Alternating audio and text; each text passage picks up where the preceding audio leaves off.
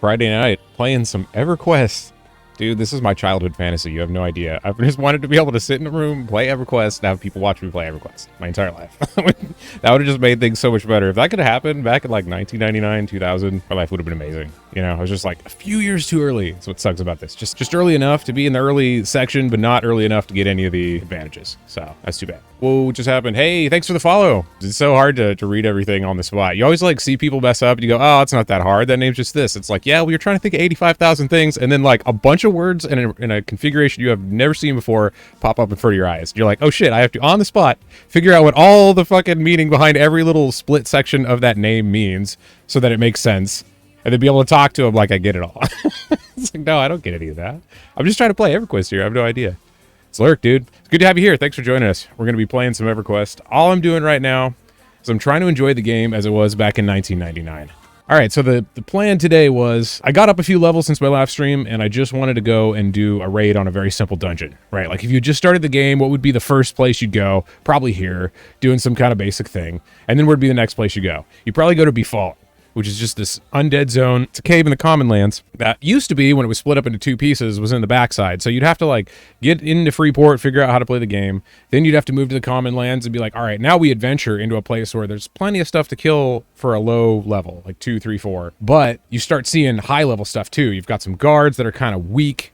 And then you've got some really strong, high-level things walking around. Like there's Griffin, there's a giant, and you're like, oh, I'm level 2. I can't be messing with some like 30, 40 level stuff that will just insta-kill you, and you don't even see it coming because it blends in. Like the shitty graphics make it so hard to see the stuff actually moving through the background, and you're just like all of a sudden, oh, I was killed by a Griffin, and I didn't even know. I'm like, I'm sitting here binding wound, or I'm healing, or I'm medding, and some Griffin came through, and like, or a giant, dude, hail a giant. I think my favorite thing was a couple of years ago when Mischief came out, which was a time lock progression that happened in like 2021, I think. But it had a different rule set and people liked it. And I got on there. I was like, oh, this is the first time back in a long time. Like I hadn't played this game in 5, 10 years, something like that. So I was going out and doing stuff. And one of the first things that happened was like, I killed by a hill giant. And I was like, I don't even remember hill giants being in here. But you're right. I started in the dwarf area. So I wasn't paying attention to the middle of the map. There were like the 3 sections, like maybe 4 continents, I think initially, if you count like the plains and all that. And then it expanded from there. But it was like, I was on just Fadewar. That was my spot, man. I like Crushbone. I like Unrest. I like Mistmore.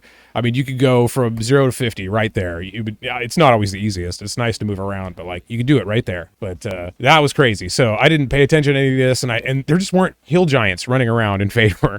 There's one zone where some crazy stuff will get you if you're wandering around, and that's Lesser Fadark. There's like a pony that'll get you. There's like brownies that'll get you. It's all this stuff that doesn't sound. It's like all fairies and stuff. Yeah, it makes sense. It's in the like fairy area, but all that kind of stuff will get you, dude. I'm terrified of brownies to this day. You have no idea. Those like tiny little freaking things running around that cast match can hit you instantly. It's like they were terrifying because you think you couldn't see a hill giant coming that's like takes up your entire screen.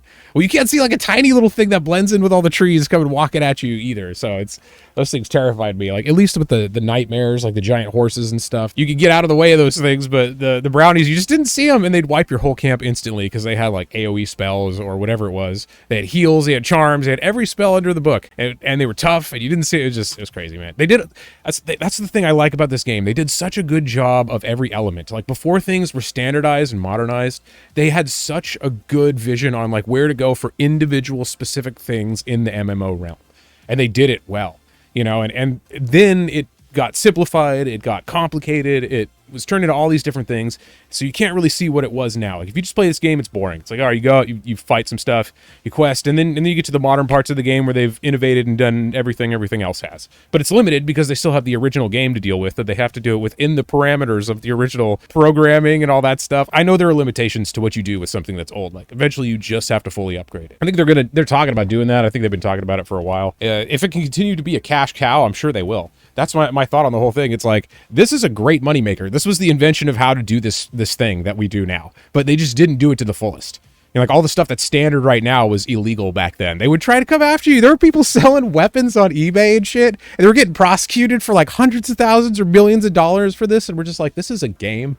dude. And now every single time that happens, that's the way it's supposed to. You're always buying things from the company. You're buying things online. It was a totally different environment. Yes, Rainbow Pilaf, thank you. I appreciate you so much for being here. I've been trying to like get things going and just start playing, but I go on these rants sometimes, and that's how it happens. So anyway, I was talking about how it was interesting to play back then. It was a different environment, and they did everything at its most basic form. So you get to see where the foundation of everything we do now is. Like if you can look at the steps on the way, you can get a better idea of the history of the entire thing and like where it's going, how it's working. Just like stocks, which is why up in the upper right-hand corner, I have the SPY, which I was looking at this week, and I was watching this whole thing go down, and it went down exactly like I thought. Here's the problem. I didn't really capitalize on as much as I wanted to. I was hoping to get in there and just like catch a massive bounce on this thing because it was clearly a fake. They're not going to default. You know what I'm saying? Like the debt ceiling thing's not going to happen in that way. It's theater in some ways. Like there are always dangers that it will happen. It's not like we can't or we won't default ever. It's just that the chance of it actually happening is so low that people don't pay attention to that. So it's nice to be able to move on and enjoy where things have gone over time. And I love the game now. It's a different game. It's nothing like it was initially in some ways, but in a lot of ways it really is. It's still the same game. It's like we're just complaining about the little things they do with it now. I was talking about how people were getting sued and legally in trouble for going or for selling things outside of the game. That's not how it works. You know, and now it's the microtransactions are old news. We're doing other things now. It's how can we gain more and more money with every passing quarter? And that's what this game is perfect for. So I'm not surprised that's what happened to it. How does something survive over time? Oh, that was the other question. So what happens to a game that requires other people over time as its popularity diminishes? Because it will. Everything has a pass. A fake thing is going to be only cool for a while, right? It's like it's a fake thing. There's nothing's really happening in here right now. But up until this point, that may have been the case. But now there are people making money playing video games all the time. That's all they do is sit around and play video games, and they're millionaires. And it's like that was the dream when I was a kid, and even before that.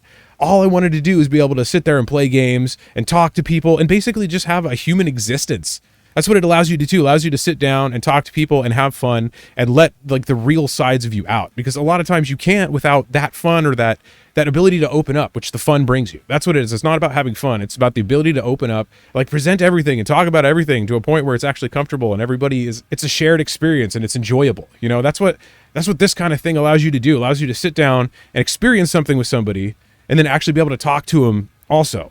Before this, it was like you saw people on TV, you just kind of made up something about them in your head, and who knows what they are. And you elevate them to these godlike statuses a lot of times, and it doesn't go well because they're people. You know, and this allows you to see like, hey, these are just like people hanging out, and you can go hang out with people. It's nice. It's fun. That's all I wanted to do is just like hang out with people. Introverts, people that are shy, people that are socially awkward, like me, like a lot of us. They got into games like this and were forced into other things. So you had to learn that stuff after the fact. Like, how do I socialize? It's hard as hell. But eventually you learn it. Some people are just naturally brought up in it and they don't realize how lucky they are. Like, it's difficult for people to socialize who were isolated. There are a lot of isolated people now because it's possible to do so. We had to stay in groups and like keep in contact with each other all the time before. Now we have the freedom to actually be able to just sit around and do what we want by ourselves, which allows us to go into these crazy corners of like the parts of our brain that we normally wouldn't because there would be support systems there to keep us going. Like a lot of these times you go, how do I deal with these thoughts that I can't deal with? Well, eventually you need people to just pull you out of it. And that's what would happen over time. People would go crazy. They'd go to these depths, but they would have people there like bringing them back. So eventually there would be some kind of a safety net. Not completely. You can always fall off. Doesn't matter what era it is. But that safety net allowed the thing to function better as a whole. So having this like space to go where we want is great because we can finally express those thoughts or think about those thoughts. Think about how to apply those thoughts and use them responsibly instead of just having to react and seeing what happens. You know, so now we have a place where we can do that. We can sit down and we can play video games and we can just relax. That's all I've ever wanted to do. Why can't we just incorporate that into our life? Like, let's just sit down, let's relax, let's play video games. It's not a big deal. So that's my rant. I need to get going before the game kicks me out because last time I got in here, I started playing the game and then I was talking forever about all the debt ceiling things and people were like, we're not gonna pass it. And I'm just going, no, they're gonna pass it, dude. Like, look at everything else. If you the way you worry if they're not gonna pass it is if everything else doesn't match up. But everything else is continuing as it was. Things swell up and down, but there's a trend going on and people aren't paying attention to the trend. They're into the current moment. Like, look, it's going down, it's going up. Like the past couple of days, you know why we went up so fast? Squeeze. When you see movement like this, quick movement on huge products, before I get going, it's the last point, I promise. So huge movement on big products means that a lot of people were caught short. They weren't ready for this pop. They didn't think it was going to happen. So enough money had been put to the short side that it had to cover quickly, and it added to the rally that the bulls came in on when the thing actually passed. I think most people knew it was going to pass. I don't think this was as contentious as it had been. The one in 2011 was pretty contentious. That one got a little weird for a while, but this one, even though there's always craziness, it was like, I'm not seeing any other sign that says we would default. You know, if we were going to default, there would be signs on the financial side that were terrifying, signs that we wouldn't be able to actually deal with if we were seeing them. But we're not even close to seeing them. Everything's like, it's always predicted bad, and then it comes in way better than expected. No matter where we are on the chart, when we were lower, it was the same thing. It's like, and the trend is, oh, look, we have unemployment going up now.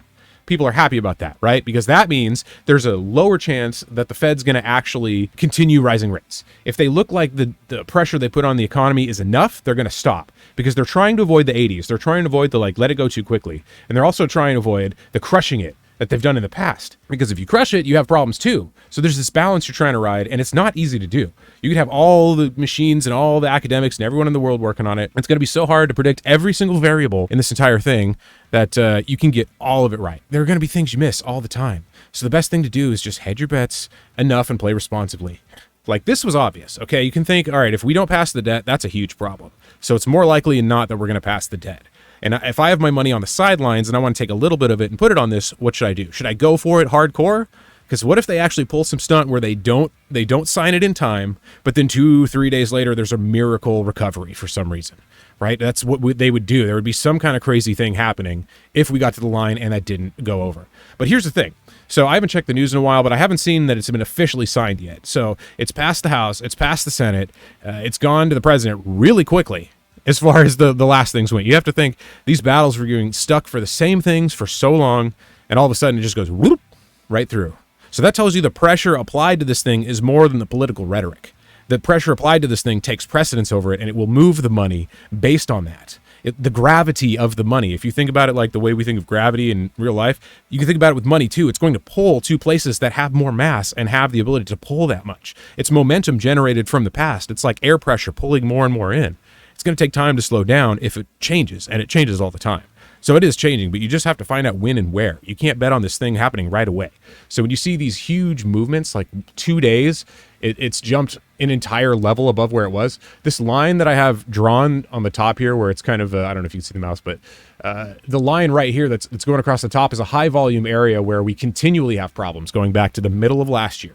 Every time we go below that, we come to this low support where the amount of buying and selling just increased so much, it prevented things from going lower, because people assess their risk at the point they buy and sell. If you're waiting for something, you're willing to buy in right at that moment. There are people that are seeing this thing go up that want to get in so bad. They know this thing is over, but they're trying to time this rise from the absolute bottom and make all this money.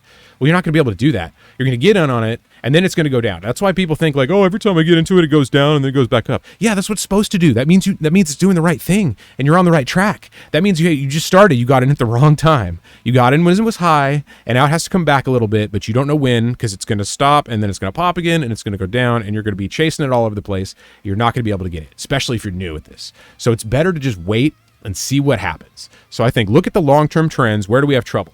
Well, these lines, every time we get to these lines, which I drew well over a year ago, have held up perfectly. Look at this. It goes down, and it's not saying, oh, it has to hit it perfectly. No, it means that when it hits that area, it spends very little time in that area before either reversing or shooting down to another level. And that's what happens exactly. So we had this big move down, and it was below this area where most people in the recent trading era were in. So they started getting in to a point where it couldn't get any lower. Good things happened at this time too, which reversed everything, and that's what you have to watch. What's the reason for the spigot to be turned on or off? Are you going to turn on the buyer, or are you going to turn on the water? One of those two is going to pick stuff up. If you're turning on the water and washing it down like they did last year, you're going to have to get to a point where that is your entry, and that's where you want to get in. Because the whole reason you get out of things, you think it's too value or too high. It's above value, but that's okay. It's going to do that as it trends up, and you know that, but it's going to be hard to time that. So if you see some move like this and you have some gains, it's not a bad idea to take some. So what I did when it started struggling here and people were saying like, oh, I don't think we're actually going to pass it. And I was like, well, we still have like 4 or 5, 6, 7 days at the most whenever I started thinking about this. And it's still here with the same arguments, no fundamental structural changes. Like some bank didn't just die all of a sudden. It's like we have all this stuff lined up the way it was. I mean, we had the bank crisis that happened, and we kind of figured out where's that going and what are the parts that are still going to fall, and we know they're going to fall. Just keep an eye on that, and that's what they're doing. But we're not having anything new beyond that. So there's no reason for it to crash when this passes. But the other thing is there's no reason for this to go crazy either. We still have the FOMC coming up in a couple of weeks, and that's the big one. We're getting a new SEP. Are we going to be changing rates? This would be the time to figure out, are we pausing or are we not pausing? It's the middle of the year. It's already the middle of 2023, and people haven't realized that. They won't realize it till August. It'll be 3/4 of the way through the year, and they'll be like, hey, isn't it like halfway through? Yeah, that's why you miss out on trading, because you're that far behind. Why does the market work 6 months ahead? Because that's where everybody is. You have to be at the point where people actually are before you can move forward in it. And a lot of people are one step behind, moving up to the step that's changing. And as it changes, they buy into it and go like, well, why does it go down when I buy it? Because you're buying into the stuff you knew you should have bought into a long time ago, and you're fighting it, and you're having this battle with something in you that wouldn't let you go beyond it, and you miss the opportunity. And that's what stock trading teaches you. You miss so many opportunities. You think you're so smart. You think you're so dumb. You go through these big existential crises about everything, and like, it's not going to work like that. It just works how it works. You can't get too upset about it and try to think it's like a special thing, right? There's people like, oh, I got to do this. The thing's telling me to do it. It's like, don't just do it if it looks like it's a good move from a logical and emotional perspective. Think about it with your heart. Think about it with your gut. Think about it with your mind. That's all you have to do is just pay attention to those three things and take in all the information you can as moderately as you can and just do the best to navigate that. So that's what I'm trying to do for the most part with the stock market. That's why I thought this is probably going to go up. Buy in some calls, sell off some premium. I love to sell puts, man. That's what I want to do. Like, I want puts, I want to sell them, but sometimes I buy them too, and they work really well when you buy them on inverse stuff when shit's happening to go the other way. That's like, would you buy those things? Because you make so little money buying those things. You think, oh, it's triple leverage, 3x leverage. You make shit because the thing moves from 1250 to 1272 on a move in the SPY that gave you like 10, 15, 20 points. You could have made 20 points, and that especially if you're trading options, those are massive contract changes. But instead, you made dimes at the most, and those dimes move the option so slightly. It hurts your soul. You know, you knew you were right. You're right over and over again. Hey, this is a cheap way to get into it. It's 3x leverage. Yeah, we don't get that it's going to keep going up, and they're going to have to keep selling options in order to actually pay for it, which is what they do. Not just options. They just sell other products. They take on risk. They do what they can, and then they make some upward bets too. That's how the institutions work. It's like, what can we sell off in order to continue to fund ourselves while we look for the thing that blows up? Everybody wants to be bullish, but it's hard to be bullish. It's easy to be bearish, but it's hard to find the right plays. That's the thing. It's like you always go, anything can go down. And it'll be the same thing with the bears, because you won't jump in on an idea until you're in the part that's changing. You're stepping from the stone that's always fading away. And you have to go beyond one stone in order to stand on something that's flat long enough to actually see the path in front of you. And that's what you can do if you're paying attention to a trend only. If you're just going with a trend and you're going with logic and fundamentals, like fundamentals are the most important thing. You have to have a reason to actually think about it. That's the thing. It's like, fundamentals don't matter? You can pay attention to charts. Yeah, you can, and you should. You should think about its odds. Like, the charts just show you that it's odds, right? But the fundamentals give you a reason to think about why people would actually put real money on it. The money that is going around, it has to find a reason to actually get that. I'm sorry. What did I miss here? Oh, thank you for the follow. I appreciate that. Ion Blaze, awesome. Good to have you here. Never saw cross EQ market analysis. I know, that's what I'm trying to do. I used to play Everquest, and now I play the markets. And honestly, if you think about it, it's kind of the same thing. So that's why I like it. It's like playing Everquest, but for money. And I didn't have to do that. If I had been born a little bit later, I could have actually played the game for money. You know, just at the right time, could have done it, but nah, it's too old now, so I just play it for fun, and then I talk about stocks. And that's the other thing. There's so many EQ channels, and so many of them are good. I actually love them. Like, the people that played this game are really creative people. It's so interesting to meet all these amazing people that actually played this game, and I thought, damn, dude, I knew, like, freaking crazy people played this game just like me, because everybody's crazy that played it a little bit back in the day. You had to be. There was no way it wasn't cool. It wasn't accepted. It wasn't normal. It was new and it was fun. People hated it. And you were fighting against this thing that wanted to get rid of it completely. And now it's like just a way of life. Nobody even considers it a thing. You make money off of it, and it blows me away. Like, I spent like my childhood being ashamed of it and running from it and stuff like that, and now, you know, people are millionaires doing it. So I'm just trying to play it and talk about stocks, because that's a way to actually make money, right? I mean, investing over the long term, not trying to bet on things, which is rare, and that's why I'm saying, like, I did this, I bet on it, I knew what I was doing, yes, but I also did get lucky. You always get lucky. No matter how much you think you know, you always get lucky with it, and you can never let that go to your head. That's usually what happens when people get good at stuff. They let it go to their head and they think they can make decisions instead of figure them out. And that's what you're trying to do, is you're trying to figure it out when you're looking at these things. So you play as if you're going to continue and that's going to go. You never put in not never, but you usually don't put in enough to really hurt yourself if it doesn't go right. So the downside to that, though, is if you are right, you're not going to make much. And if you figured out these inverse products, you're going to go long on them, you're not going to make much, or you're still going to lose even if you're right, because you're going to buy in during the huge pumps. You're going to feel the FOMO. You'll be like, I knew it. Because the thing that happens is you start knowing what actually pops off, and then it does. But the problem is you're not in on it, and you know you should have been. And that's why you're too scared of everything. You're too wary because you've been in it long enough to know most of the shit doesn't work out at all, and you're usually in at the wrong point. So you have to feel the FOMO of the crowd, but then you have to distance yourself and be able to say, like, all right, can it actually do what I think it was doing, or do I have to step aside and just let it do what it does? So the market is not easy to just constantly time. You have to go for a trade when you know it's a good idea, and then back off. And that's the hardest concept to grab, and I've been trying to grab it for a while. I've gotten so much better at it, which is why I continue to do it. Most people stop within a year or two when they've failed, but if you go for a couple of years and you get to a point where like, oh, I can actually make some money here. But then when you start making the money, you realize it's not as easy as it doesn't progress continually as you thought. You kind of find a way to make some money, and it works for you, but you're still not to the point where you can just nail that perfect one. The one that you know statistically you'll hit at some point, but you just have to be there and stay in shape enough to be able to grab it. But how much money do you spend? As little as possible. And eventually a little bit of money will go a long way. For example, Bitcoin. That's one of the things I think, man, if I just put $20 in Bitcoin back in the early or the late 2000s when I heard about it and I was all into it, that would have been perfect, but I ignored it. I had so much going on in life. I thought it was stupid. People bought a pizza with it. That would have been the time to buy $20. Because they spent like tens of thousands or millions or whatever it was of Bitcoin buying a pizza. And that right there would have told you that there was an actual transaction. It's not the fact that this thing happened and it was crazy. It's like, no, there was a real world business transaction where the customer and the business felt confident enough in it, and the service was up well enough so that they could use it.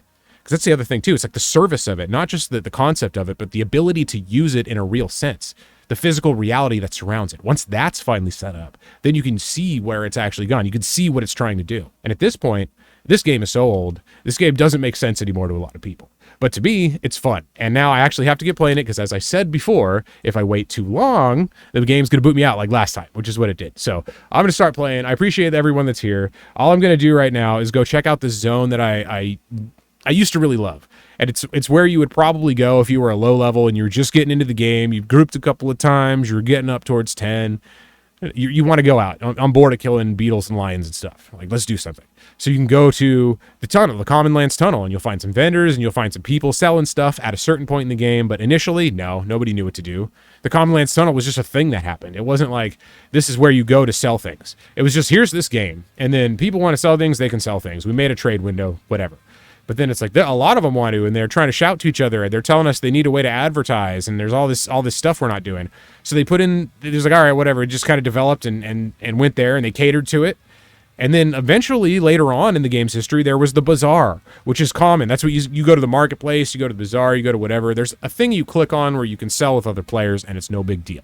But that didn't exist at the beginning of this. This was so interesting. So I love the fact that I can go back and do this, and now I'm actually going to get moving to Befallen, which is the dungeon that I actually wanted to do. So good thing it's a Friday night, and it's actually popping off right now, because I was hoping that it wouldn't be too crowded, so I don't know if it's going to be crazy in there, but at least there's some people playing the game, so that gives me hope, right? And I hit crouch down. I always do that, dude. I complain about that every single week. In fact, like, it's so easy when you're playing with your left hand on the WASD keys to hit the crouch button when it's on its default thing, and that's just the way it is. And I'm sure other games is different, but there's always something you could hit, some weird angle, whatever it is. I didn't even know that the WASD thing wasn't even a thing when this game started. It was literally just people were putting their hands on the arrow keys on the right and holding the mouse. So the way I'm looking at this game isn't from the experienced view of like the mid 2000s early adopters. I'm looking at it from the 90s early adopters, which is a much smaller group, even though it was massive at the time. You think everybody knows what's up. But in the year 2005, a lot of people had a computer, but not everybody. And there were people that didn't even know about computers at that point. And now we're at a point where a computer's old news, and you got to have all these different phones and devices and stuff. And the games are better, like significantly better in this terrible. This game is terrible. I'm going to sell, as much as I love it, this is my favorite game ever. This is probably the worst game ever too. It's like all the worst shit that you see in these games combined into one thing. Like the penalties. right? Oh, the penalties of the day where you would die and you'd lose weeks worth of progress, and then you die again trying to get back to your body. You lose a few, and eventually you've lost like months worth of progress just from one incident of trying to get your body. When all you wanted to do was sit down for 2 hours and get some levels, hang out with some people, have some fun, and just turn into a nightmare. So a lot of modern games fix that. I mean, there's still elements of that if you want it, but that was the thing about this game. It was soul shattering when you died, because you realize I just spent weeks doing something that literally doesn't matter and doesn't exist. At least if you were doing some kind of art and it was crappy, you're like, well, I still have the art and I did it. And it's interesting and it's a story to tell. But with the game that you need people to play and it's diminishing over time, it's like, oh, I just did something that completely didn't matter. And it's nobody's ever going to, it was 2 weeks of my life I spent being the most important thing I've ever experienced is gone. You know, it was soul crushing. And if you're a little kid and you're just seeing that stuff, oh, that's even with me now. I forgot I'm a low level. I'm not just some dude. All right, here we go. Bam. Oh, he got it. Is it encounter locked? Cool. Good. See, that's what I like about this server. It's encounter locked, which isn't the thing. So what do you think about PvP and fighting things and KSing and loot stealing and shit? That's where this originated, dude. All those problems, even though there were games before this was like the mass form game where everybody was playing it. Everybody from people in the know to like jackasses. There weren't too many jackasses playing games. I mean, there were always jackasses playing games. Before that, there weren't as many. Like this allowed literally every jackass that had never seen anything before to get on and be like, hey, look at a world where I can do things and kill things. That's what they do. Just get on and do that. And then eventually you started developing friendships and stuff, and you started meeting people. And I'm in there. You know what? I don't want to be in the other pick right now. That'd be way too much. That'd be way too much. So that's the other thing. There's a pick now. You can go to your own version of the zone, the instance zone. That didn't exist when this started. It was all whatever happens, happens. And there's a zombie in here. Why is there a zombie in here? I don't know. Is that guy running? Maybe he ran to the zone line. Well, I guess when he zones, maybe it won't be encounter locked anymore, and I can go for it. I'm a level 8 right now, so I left off at 4. And all it was just killing skeletons. Oh, there it goes. It's gone. Okay. It was just killing skeletons and running around in front of Freeport and talking about the stocks and everything. But at that point, I hadn't made very many trades, and especially the ones I made just didn't do well. I was trying to make all these different trades. They weren't working out. I needed to take some time off. That's what I did. That's what I've been doing. So the reason I didn't go too hard on this one was the fact that I'm sitting out right now. I'm trying to not get into the things that prevent me from getting into these good opportunities. These are the ones, like, if you think, when should I size up? When everything lines up. There are always the trades where the fundamentals line up, but the technicals don't. Or the technicals line up, but the fundamentals don't. Or there's no catalyst. Or the catalyst has run its course, and it looks like there's a chance for it to squeeze or pump or something like that, or drop. You don't quite get it.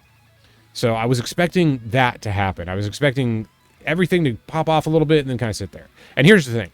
I was looking at the inverse plays because I thought these are the ones that are going to get hit the hardest. All these people are getting inflows right now because there's so much hedging against what's going on and just betting against it in general. There's a chance, like, are you going to go for the SPY or are you going to go for the NASDAQ? A friend of mine who lives in another country who trades options was saying, I want to go bullish on this thing, but I don't want to trade the NASDAQ.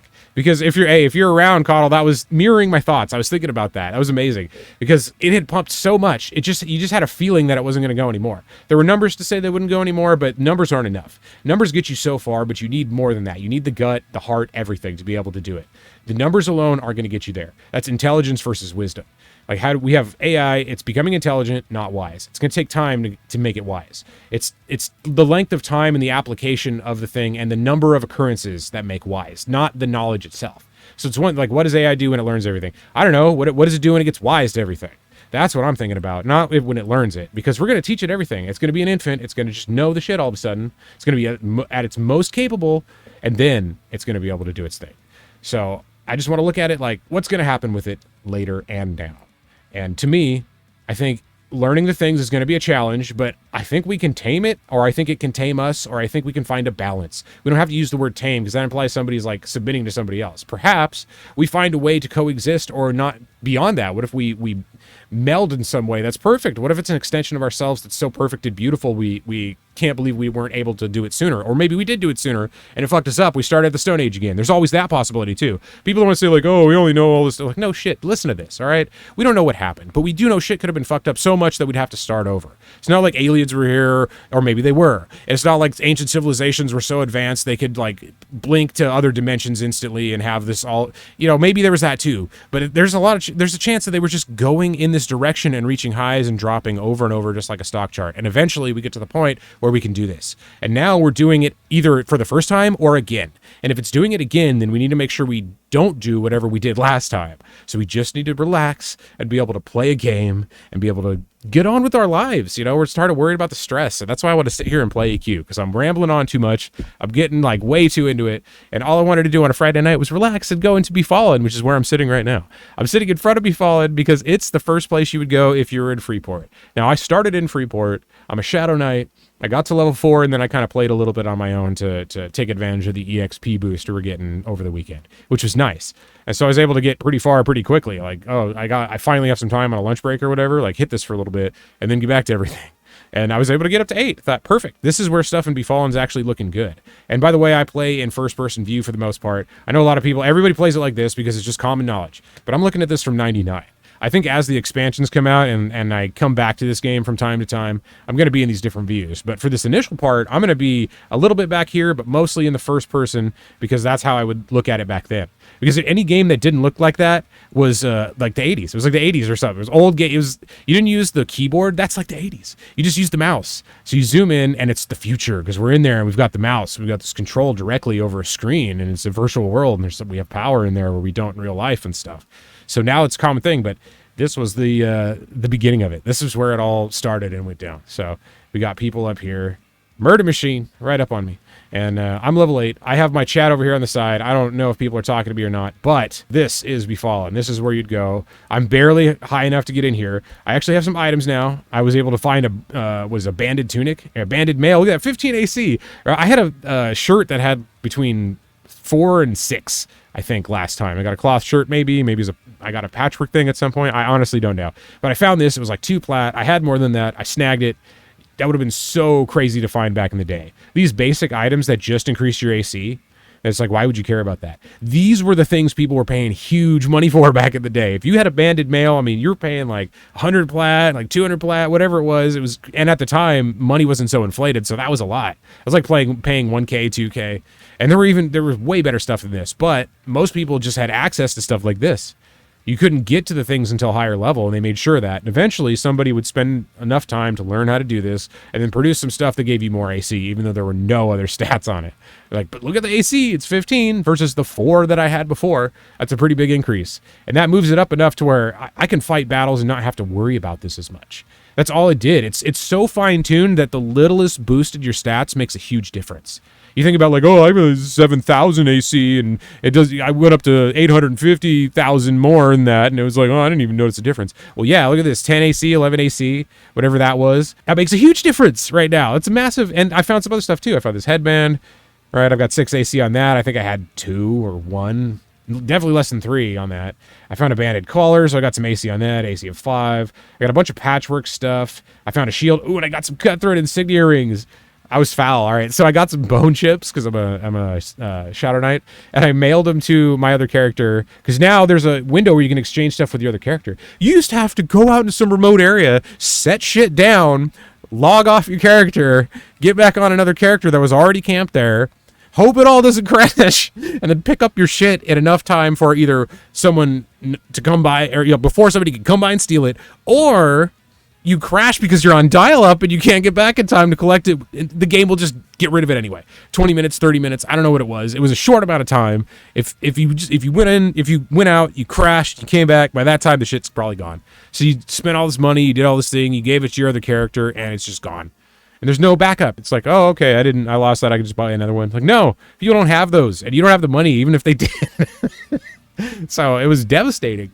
And now you can just go to the bank, pop it in a thing for free, and you get it. And I think initially when they put it out there, it was like, you have to pay for this. But now everything's free unless you want to get farther. And that's the formula. It used to be you give them a game and they're done.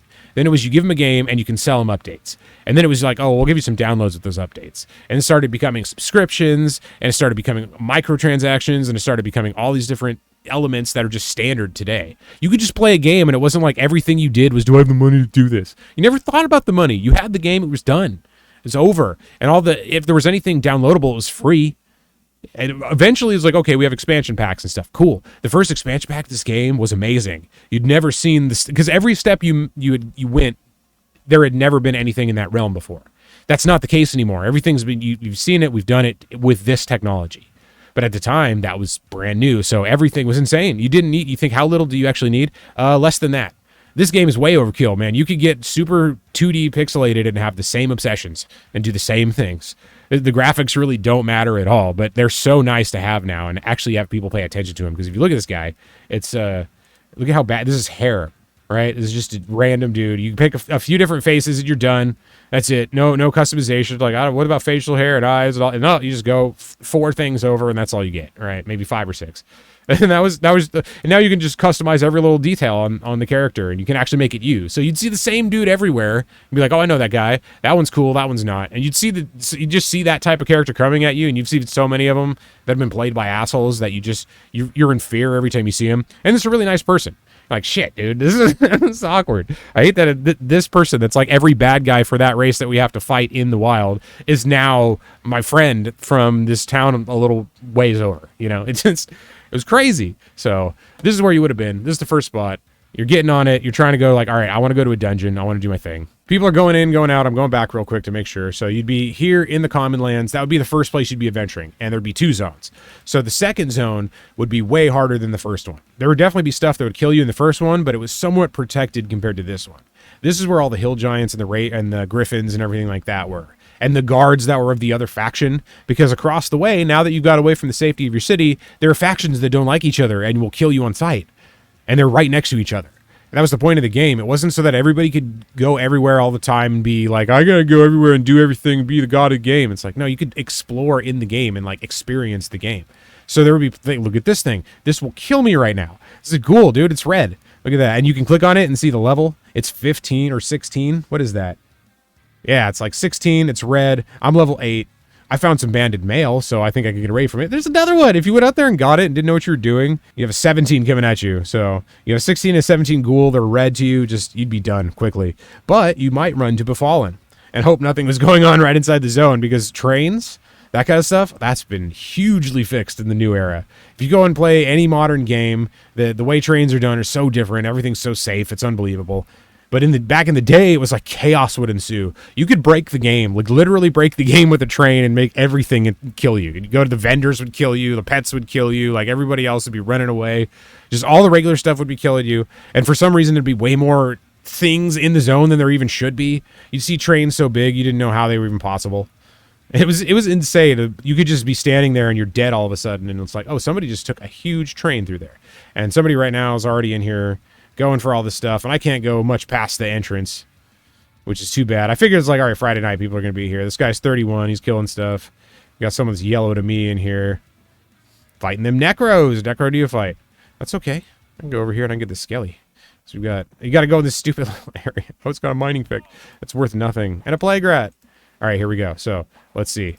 I'm playing with the mouse. This is how we did it back in the day. I'm going to eventually do it right. I'm going to do it from the third person and start using the keys more, but I made the screen super weird like this to kind of set it in the way that it was. This is a terrible approximation, but this is kind of what EverQuest looked like back in the day.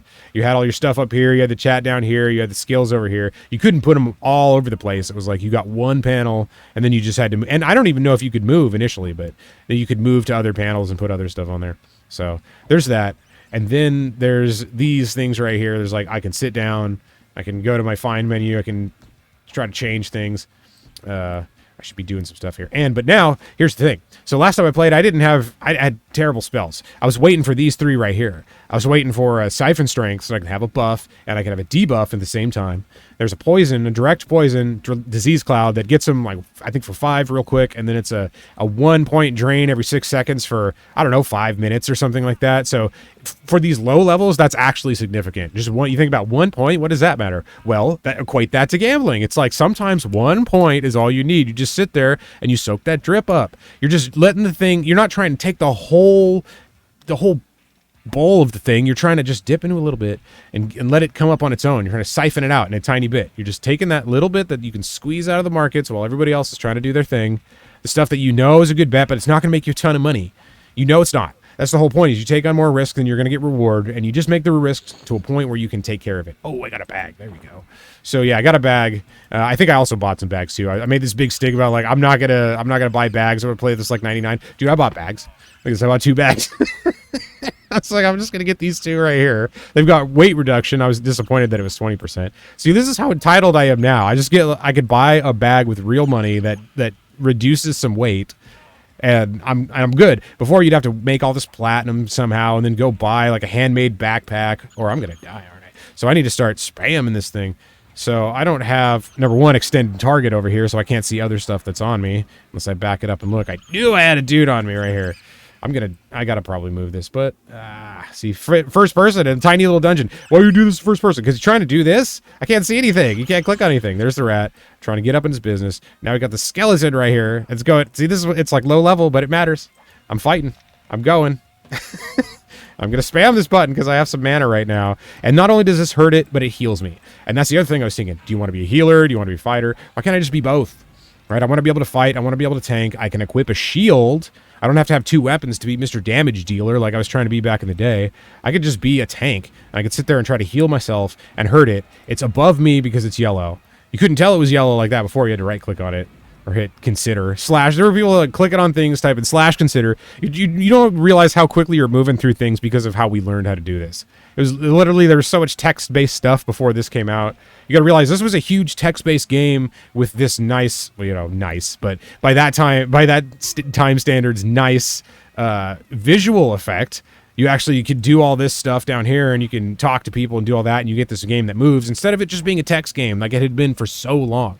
There were so many people that grew up on that and finally could do something like this. So all the generations were into this finally, and there wasn't a gaming generation. It was like there weren't gaming generations. There was a gaming generation. The people that just started playing it of all ages, they were like, people thought it was just like a kid's thing. And it was for a while, but there were people of all ages all over this thing. I mean, all the people that were playing this were older. That's who this was. This wasn't for little kids. That's what like the Atari and the regular Nintendo and all that stuff were. Those things were for little kids. And the adults were able to get in after and actually before, because they made it. And it just was this nice symbiotic relationship. So the adults made it for both of them and the kids, but like targeted at the kids. And the adult element stayed with it and kept people in. Now there are generations of new games, and people haven't switched because they already found like this, or more likely some newer game than this, because a lot of people left this after a while. Look at that. You got a loot window too. I didn't used to have a loot window. You had to right click on everything and loot. So I'm benefiting from the future, but I'm not completely getting rid of all the past with this, which is what I like about it. So I'm trying to get along here. I just killed some stuff. I'm almost dead. I really need to med, and I'm trying to set things down. Okay. So now I got to get through this. I got to duck again. And I hit consider instead of duck. I'm just going to get out of here. I'm poisoned. Actually, I need to sit and med. So it's not going to let me do anything because now it shows you you're poisoned, so you're not going to get the benefits. But I think you do get some of the benefits even if you sit while the stuff's on. You're sitting here poisoned. You might die. And that was the other thing too. The poison might get you. Oh, 5 minutes. I'm diseased. Plague rat disease. Lovely. So it's just going to hit me for 1 damage permanently. Well, now that's the point where it's like, okay, now you got to sit. And that's the thing people hate. You don't do this. So here we go. We're going to med. This is the thing that people hated the most about this game because it forced you to do this. Why? Because you needed to be just strong enough to need other people to do the advanced stuff. The whole point was to keep you going as a community so you continued to play in that way. Because we didn't have that. So we were trying to set that up. And once you got it going, it was wonderful. But then everything else stepped in and it became what it is today. You know, it's a money-making machine. You can buy experience boosts, you can buy items, you can get ahead, you can buy the current level, you can buy extra experience. You can spend a little bit more every month and get more experience for the stuff you're doing anyway. It's unbelievable, you know. It's just, but hey, if that's what it has to do to survive, that's crazy. And people think, whoa, what's the big deal with all that? Yeah, I know, but you got to realize there was a time where you didn't have to do that. It was all just play the game. And you can't really do that now. There's no just play the game. It was about the exploring of the game and meeting people and doing the things you really want to do that you can't do anymore with the game. So it's nice to have these bridges to easier playing, but it takes away from so much of the heart of the game, so much of the fun. That's why with these, I'm trying to play it as if I was playing it back in 1999.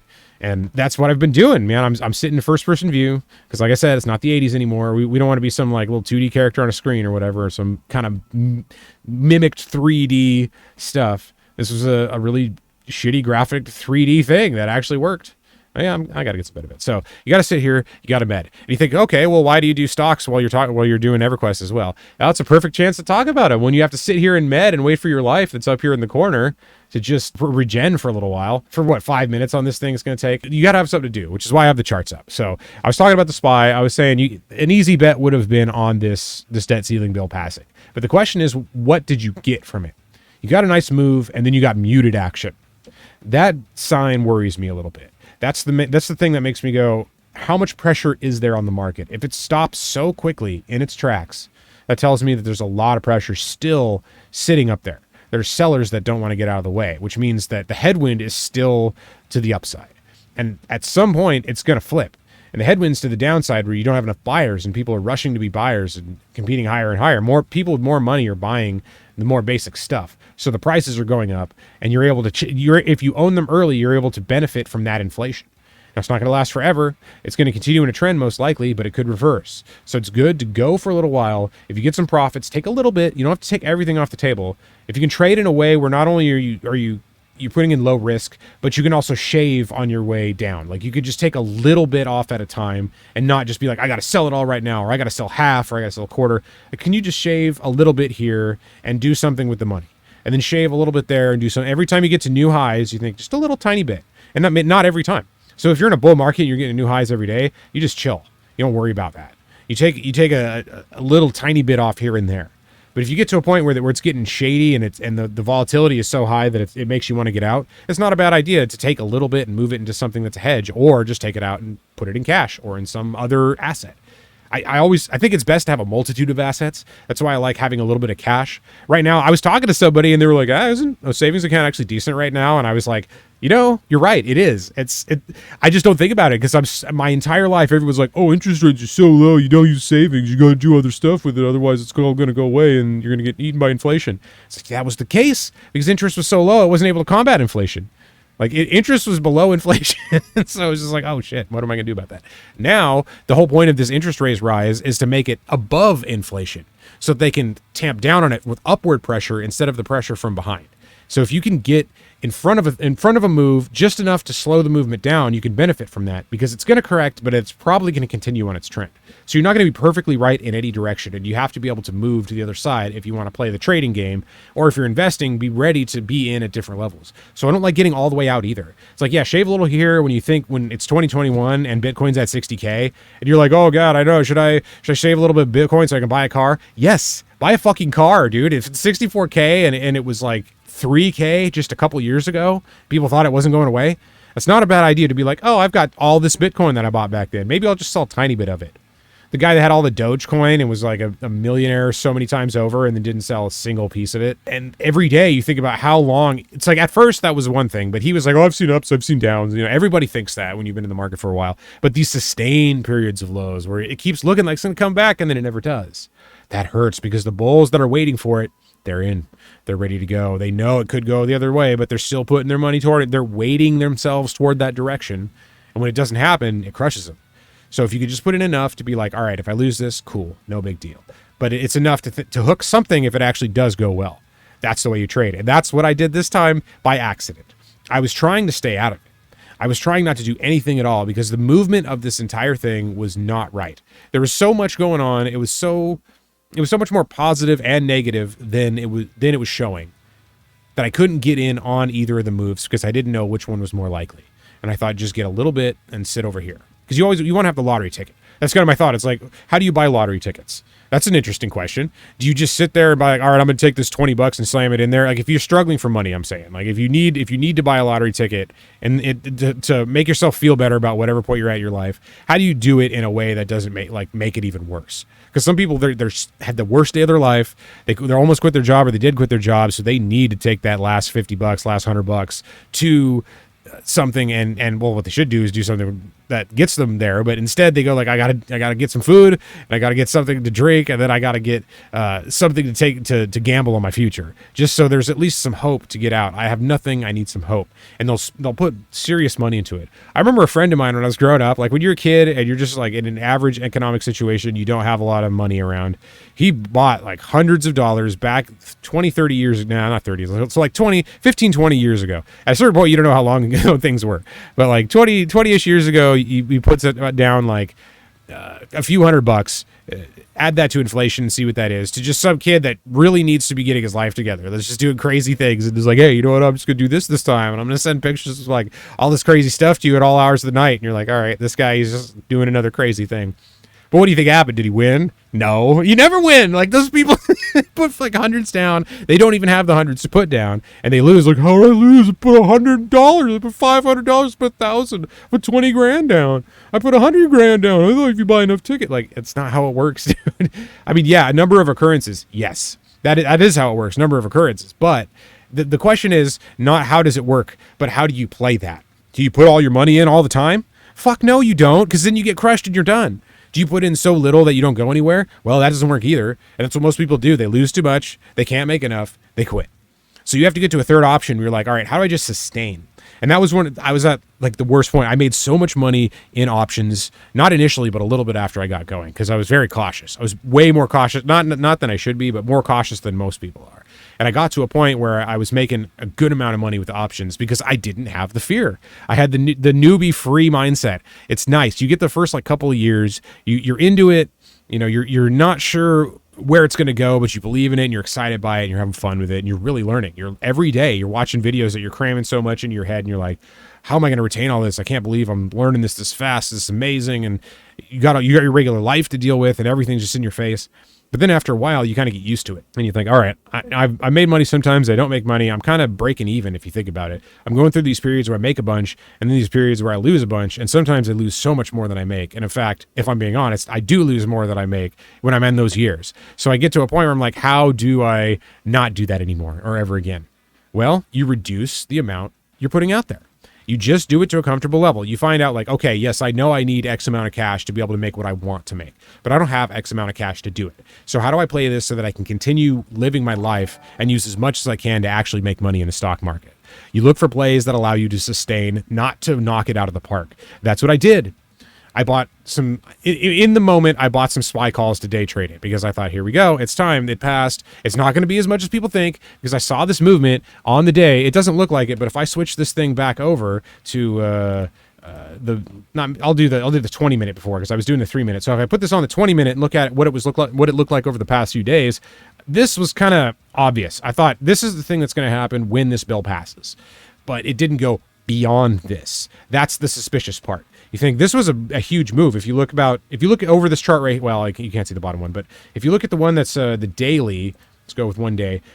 This is going back about a year. This was somewhere at the beginning of this chart was the middle of last year, and it came down. This line right here, if you can even see it, was the start of 2023, and we hit this low right before the end of the year, and we had been trending up since then.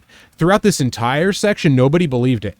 Everybody was so bearish on it. They thought this is it because we saw this and down and this and down, and this keeps going. It's this big pump and then a smaller pump and then a smaller pump and then, oh, look, a little more, but we died again. But then we hit this big jump right here. We had a level change. People started getting into the fact that like, hey, I think it's going up now. It had been going up from 350. It hit 350 and people thought it was never coming back. We thought, here we go. It's like, oh, the bears were right. And I was making this thing about how, yeah, it's annoying when the bears are right because then they get annoying. You know, like it's like, yeah, I know you're right, but it's not going to last. That's the thing. The bears are the ones that always think it's not going to last because, yeah, it's not going to. They're right. It is not going to last. They know that, but they think it's going to happen too quickly. It's like, it's going to happen tomorrow. It's going to happen in a week. It's going to happen with this new currency. Like, oh, the BRICS currency, whatever. We're scared of that. Yeah, I know. It's like, well, of course there's going to be alternative. It's the U.S. dollar. It's the U.S. involved in all this crazy shit. Of course it's going to be controversial. People are going to want to make a thing against it. Now, is it going to work well? Because the U.S. dollar had to work back in the day. It wasn't that, like, it was just this thing. It was like, something needed to work, and something did work for a long time. And that's the age we live in where something finally worked like this long enough to actually sustain itself and grow to the point where there's this huge financial market that benefits on it. So you get all these bears that come in, and they're right all of last year. It's going down the entire year. If I back it up, in 2021, it was up, up, up. And then finally, the Federal Reserve said, hey, guess what? We're going to be dropping rates. So then they were dropping rates for an entire year. Here we go. And it just went down, down, down. And everybody's mindset at this point was even lower than it was here. People were so sure that it was over because all they'd seen for the past almost 2 years since the beginning of the pandemic was upward movement.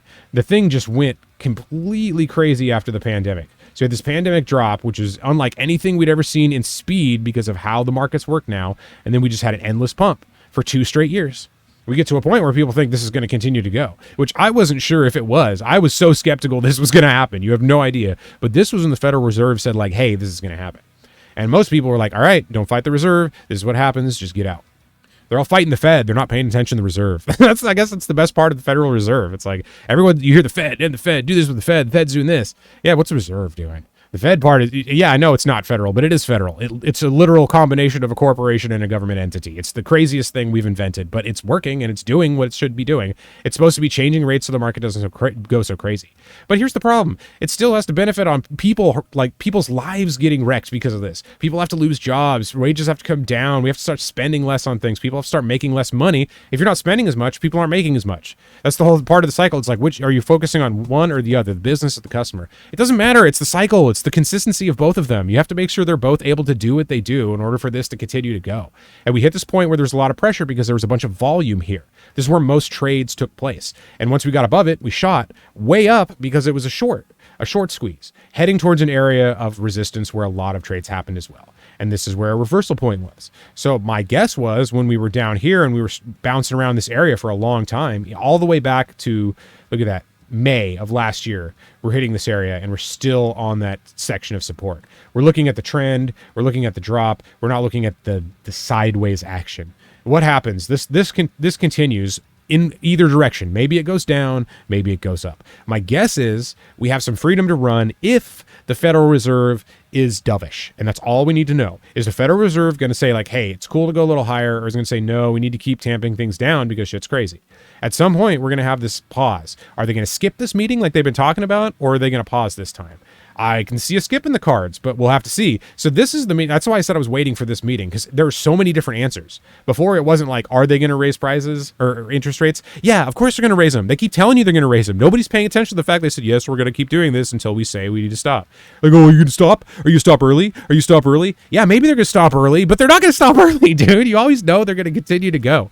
So they're going to do what they have to do to make sure prices come down, not the markets. They're not trying to line your pocketbooks. I mean, they're trying to line the pocketbooks, but they're trying to get the actual economic structure under control so people can afford things. That's the point. It's like, what are they doing? What are they doing? They're trying to make it so people can afford things from a very crude level. They're trying to go from a huge macro level in order to actually affect things. And you can, but that's not easy on the individual pieces. That's what we're seeing right now, is we're seeing like a bloodbath in tech. But everything else is going up. So people in tech don't feel this. People in tech are so worried right now. They think they're seeing continued drops. So one of my friends got in on, or was in on the NASDAQ, got out of it, and didn't want to be in it for this, but wanted to be in the SPY. And I thought that's a perfect idea, because I can see with the pump that it's had, people are going to be afraid of that pump continuing or dropping.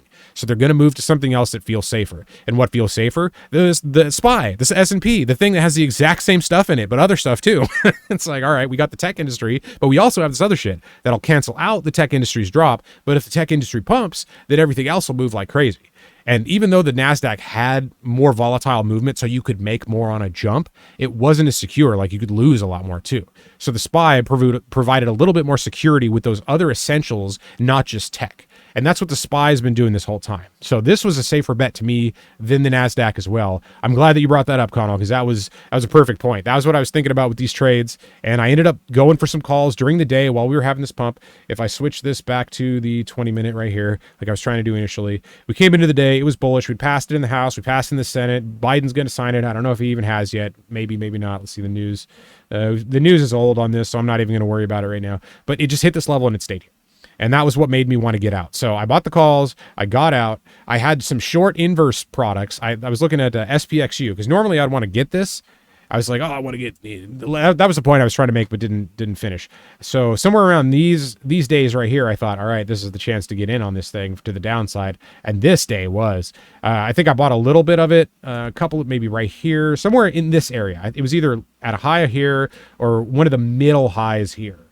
And then it started just tanking. And I thought, here we go. Because this happened 2 days ago, and these contracts were barely up. And I was like, all right, see, this is why I hate options sometimes. You're super right. 100% right, and you've made pennies. It's so unfair because the thing is pricing in the potential for a move. They're not pricing in the actual move. They're pricing in a potential for the move. So you're looking at what could happen. This was where the premium inflated. This was where you could actually get into it and make a huge jump because people saw this. Not everybody was in it volume-wise. Then they were ready to go. So they got in on a gap down and pushed this thing so much lower before the end of the week. Because if you're in something, you have gains, or you're worried about something, you want to get out of it. So the buyers have to sell, and the shorts have to buy if they want out. And right now, people are shorting into it because it was dropping so much. So that's another reason why I'm a little bit worried about a pump on Monday, because I kept some of my contracts. I dumped half, I kept half of the inverse ones. The SPY call was just day trade. I was like, all right, get in, get out, take your thing, move away. So this one, I thought, all right, I'm gonna make it on these days. So I bought this block of SPXU to the SPXU puts, and I think I maybe added some when it went up into the next day. Maybe that's, I think I started getting some here and I got some more here, and it just slammed down that next day. I knew, here we go, we're going down. So this day, as we just melted down quickly and had that downward movement in the pre-market area too, after a gap down. So you've got this gap down, you got a level change, you got this massive amount of red the day before. That's looking like you got to jump somewhere else. So if you go that far down and it's not moving for the rest of the day, and you get this guy's going to get me right here if I don't. All right, I need to get back to the game. Unless is that a player? There is an NPC that looks just like that. That'll get you. And he runs around this zone. That's why I was worried about, like, oh no, it's this guy that killed me so many times. He's not that high level, but when you're really low level, that dude will kill you. So my point was on the thing, you got to get out when there's pressure to the direction you were looking at. And I thought there was pressure in this. Let me bring this chart back up. In this area right here, because it hit that low. Let me zoom in on it a bit. It hit the low. It stayed at a point where it wasn't really going too much lower. So I dumped and was like, all right, cool, got my trade. The other ones, I dumped half throughout this. And when we got to the bottom, I decided I'm going to ride the other half into next week because I already made enough from the other two things that, like, I'm good. I could lose all this and I'm 100% good. I'm not going short this time. I'm betting on movement because it's high volatility. That's where the low risk to reward ratio is, but the less chance that it'll actually be right. Most people are like, yeah, the long ones are cheaper, but they're not going to be right. If you try to get a long play and you run in and you like size up on it early, you just run into such a wall so quickly that it destroys your account. But if you're going short, you're most likely going to be right because time isn't going to move it in the direction that you think as quickly as you think most of the time. But you can take the premium while you're waiting for that. And most of the time you're just waiting. So that's what I've been doing this year. I've been selling premium. So I thought this stock is going to be the one people are going to get in because they think it's all going to break down, and this is where they're going to make all this money, buying this $12 stock that's going to go up to, look at that, it can go up to 25. Yeah, but that was over a long period of time. That didn't happen in a night. That was because of huge volatility. It's like this thing has to keep selling options in order to continually be profitable. If you look at this thing over time, it just continues to go down because it's one of these plays that has to sell options and take the risk on and then lose, or buy options, sell options, do this combination of things. My headphones caught here to keep themselves going. But that amount of money eventually adds up to more than their profit. So they just continue to go down. People buy shares thinking that they're going to go long on it, and that's how they make their money back. They get these people to buy those shares so that they can get out and pay back their debts that they used to keep this thing going, and everybody else is left holding the bag. So if you can get this section right here, you can make a ridiculous amount of money. But this does not happen that quickly. And it's like 3x leverage, this could happen tomorrow. Yeah, it could. I mean, if you look at these big single day jumps, but that's when everybody finally agrees that the level has changed. Because usually it'll move and there'll be disagreement. And there'll be people at the old level that say, nah, this isn't going to go up there. Because a lot of times it doesn't. It keeps going down. But eventually the thing pops off to a point where you actually have some support and resistance, and you can make some huge money on the premium because the higher it goes, the more people are betting on it. The more the liquidity increases because people are so bullish on it from the FOMO. They get into the FOMO trade and they can't get past it. So that's where you end up going down over time because they're paying for these options. They're like selling new ones. They're getting rid of their old ones at a loss. They're buying new ones, and it's costing them more than it's taking with the shares. So eventually you get people to buy in, and you can really get rid of that debt when it starts to go up because the volatility increases the premium so that each contract you sell is extremely inflated compared to what it was. Because you're basically, and you're selling a contract, you're taking on the risk, but you're betting on the fact that it's probably not going to move. Like an insurance company for your car. If you go to the insurance company, you pay them a monthly premium in case some stuff happens, but stuff doesn't usually happen. And it usually happens so infrequently that you can make an entire industry around that being the case. So they can just be like, all right, we'll take the risk because we can make so much more money just waiting for the risk. And when they do happen, we'll have an excess, a surplus in order to take care of this. And people will continue, they'll see the wreck and be like, I got to be safer. I got to be like, I can't be going as crazy because this dude just died the other day. It's like, I'm just sitting at home one day and then somebody literally like crashes into an intersection that's by my house and die. Like multiple people die. It just came out of nowhere. It's all over the place. I'm like, holy shit, dude, this is crazy. You don't think about that stuff. And it makes you go like, I got to be more careful. So the insurance company says, all right, that happens. And there are people that are crazy and going nuts out there. But most of the time people are afraid of that. So they're just like, shit, I don't want to be the dude that gets accidentally hit because I'm going through the intersection on a green light and somebody going 130 just smashes into my car, which is what happens. Like these people like crash. They were posting stuff online going as fast as they could. And it's like, oh man, I would have been doing that if I was 17, 18, 19 now. Crazy I would be. Like people would be insane that grew up at a time where that was just not the case. You just didn't have it. I mean, people did that stuff, but it wasn't so easy to just do something dumb and post it and get good recognition for it. Usually you did something dumb and you died and everybody's like, well, that's why you don't do dumb stuff. But then people do dumb stuff and they get paid heavily. So they're like, how do I do dumb stuff? You get this world full of like people doing dumb stuff, which is why I have this game that is dumb stuff and I'm trying to play it and continue to go. And I'm getting stuff on the other screen. So that's my theory on the thing. Let's put the SPY up. The market's out right now. It's closed. They're not trading, but it hit a high of 428 on a squeeze. When you see this much green, it's a squeeze. And that's what we're looking at here. I need to move here in the game because if I don't, I'm going to get kicked out like last time. I spent like 30 minutes talking about some stock shit and then it just disconnected me and I had to like stop the stream and get it all back because that was my first stream.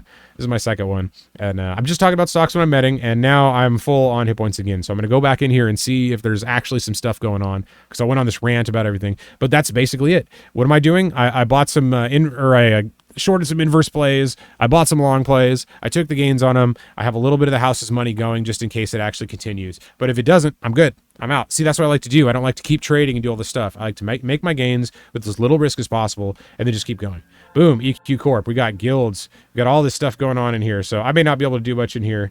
I got this. Ooh, look at this. There's stuff is up, but I'm going to take this excavator. So by now there are people that are just farming stuff. People have high levels and the game's already to a point where it's like everything's maxed and all the crazy stuff's in the common lands and it's been like a week. It's basically this game came out in the middle of last week and now we're at a point where people have already gotten to 50. They did the dungeons. They're selling the stuff. I'm a level 8. You know what I mean? Like I started playing, I got to level 4 that night and people were like level 20, 30 the next day. Like, hey, what'd you get to? What level did you get to? I'm like 4. I played for 4 hours. I got to level 4 because I was mostly talking about stuff. And then these people are like level 23, 33. They go to this other channel. They're like 48, 49, going on 50. And now these other people are on 40s, going on 50s. And I'm like, all right, I'm just going to go into Befallen where, people are farming. Look at this, people farming now. I don't know, maybe not. But that's just what you see. There's not a lot of people playing. And the ones that are incentivized to come in and farm stuff. So that's the other thing that's different. It used to just be people playing for fun. But now that there is monetary incentive, people are coming in and farming this stuff and making the environment not as fun for the new players. So what the game's trying to do is make it more difficult for that to happen initially. Because they know that the popularity of a server is when it's brand new. That's what people want. They want the original version of the game. That's why it's so appealing. Because it's literally just sitting here with a mouse and doing this. Or you're playing it Diablo style. Or you're playing it WoW style. Or you're playing it whatever game style. It's how you do it now. But, back in the day, this was the future. First person, mouse. Don't need much keyboard. I'm just moving around with the keyboard. I'm clicking stuff. I'm going to heal myself. I'm going to hurt them with the life tap. I actually have spells now. I only had the crappy ones left last time. It's nice to do that. I got to poison them. I'm not paying attention. I'm talking so much, I'm not paying attention. I get to weaken them now, and I get to buff myself, so that's great. That's lasts for a few minutes, and then we've got the stupid rat that's on me too. So just having fun with like these really basic enemies and trying to just fight little stuff that doesn't matter, having a blast. This is what I love about the game. Everybody has to go and do all the complicated stuff to be happy because they do it every year and it's a grind. But like I'm just literally doing it for enjoyment. I just want to come in and have mindless play. I think that's the thing. It's so hard to get that in real life. Everything's so busy and so extreme and takes so much thought and attention and like you're way overthinking everything. It's hard to actually just focus on a game and let your mind wander. So look at this. I get to take some loot. Awesome. So that's what I'm trying to do, is do a simple task in a game that I'm familiar with. I don't have to think about and just play and talk about stuff, because that's what people do now. Everybody's just like, hey, I'll just play games and talk and have millions of followers and millions of dollars. And it's not just a pipe dream. You'd be like, oh, I want to do that. Yeah, whatever. Well, now you just do it. Now people are like, why aren't you doing it? It's gone from that's a stupid idea to like, it's a stupid idea not to do stuff like this. Because if you're going to play these games anyway, just like go and stream, because then you can talk to people. Or just talk to people in general. You don't have to stream. You could be on like a Discord or whatever. Or, oh, I can't wait to get, what's it called? Oh, I'm going to zone this. Forget this. Nope, I'm zoning it. Sorry. We're going to, I can fight it. I can win, but I'm level 8. I'm not going to take the chance. And I didn't say so, and I say I'm the asshole. So that's what you shouldn't do. You're not supposed to just zone and train people right there. But I did it. I wasn't thinking. I was trying to talk. I'm trying to fight this thing. Got 2 skeletons. I don't have Clinging Darkness yet, so I can't snare it. That's the thing. It's the other thing I like about Shadow Knights. You can snare. So you've got a heal, you've got an attack, you got some buffs, you got some debuffs, you got some snare, which is one of the most important spells in the game. Forget everything else. Like, yeah, you need buffs, you need these attack spells, but just the ability to snare something so that it can't run like it just did and pull things. When it gets down low enough, it stands there. So if it still has a decent amount of health, it's going to walk, but slow. But you saw what happened. It was like, it was way lower than me. So the second I got it below 50%, it was like, fuck this. And it took off. And now I was like, oh, there's 2 skeletons over there and I'm going to die because of that. So I had to do that. And I came out here. Ooh, there's a blue puma. I think I'll just go after that because it's easy. So I could just zone and let the bots or whoever, I'm just calling everybody bots. I don't know. Just let whoever's in there in the corporations of this game play and then get the random stuff. Because that's what they're doing. So what's the corporation of?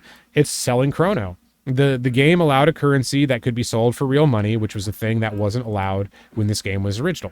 It was the people at Sony, if you tried to do anything like this, if you tried to sell accounts like sublet accounts or whatever, you'd get destroyed by them if they found out. It was unbelievable. And that's what we're doing. We're like we're lending accounts, we're subletting just like apartments. It's become, the entire world is being lived online in a way we don't even realize. Oh, look, another puma. Great. Let's get back a little bit. 2 pumas. I'm going to take it. I don't care. I'm going to siphon some strength. So here's what I like to do. So now, this is the other thing. I have DOTs. So I have the benefits. I have all the ones I mentioned before, but I also have DOTs. So I don't even need to do that right now. I can put a DOT on one, and then if I can click on the other one, because I don't have whatever, extended target window, there we go, I can put it on this one too. So if you can get across to all of them, then you can actually put a DOT on them. And normally with the new games, like, wow, you just tab target. You just hit tab and it moves to the next target and it's easy. But there was no tab target. That's what I'm saying. Like, why people play this game? There was no anything. All the stuff you wanted didn't exist. It's just a basic game, which is so cool because then you get to actually fend for yourself.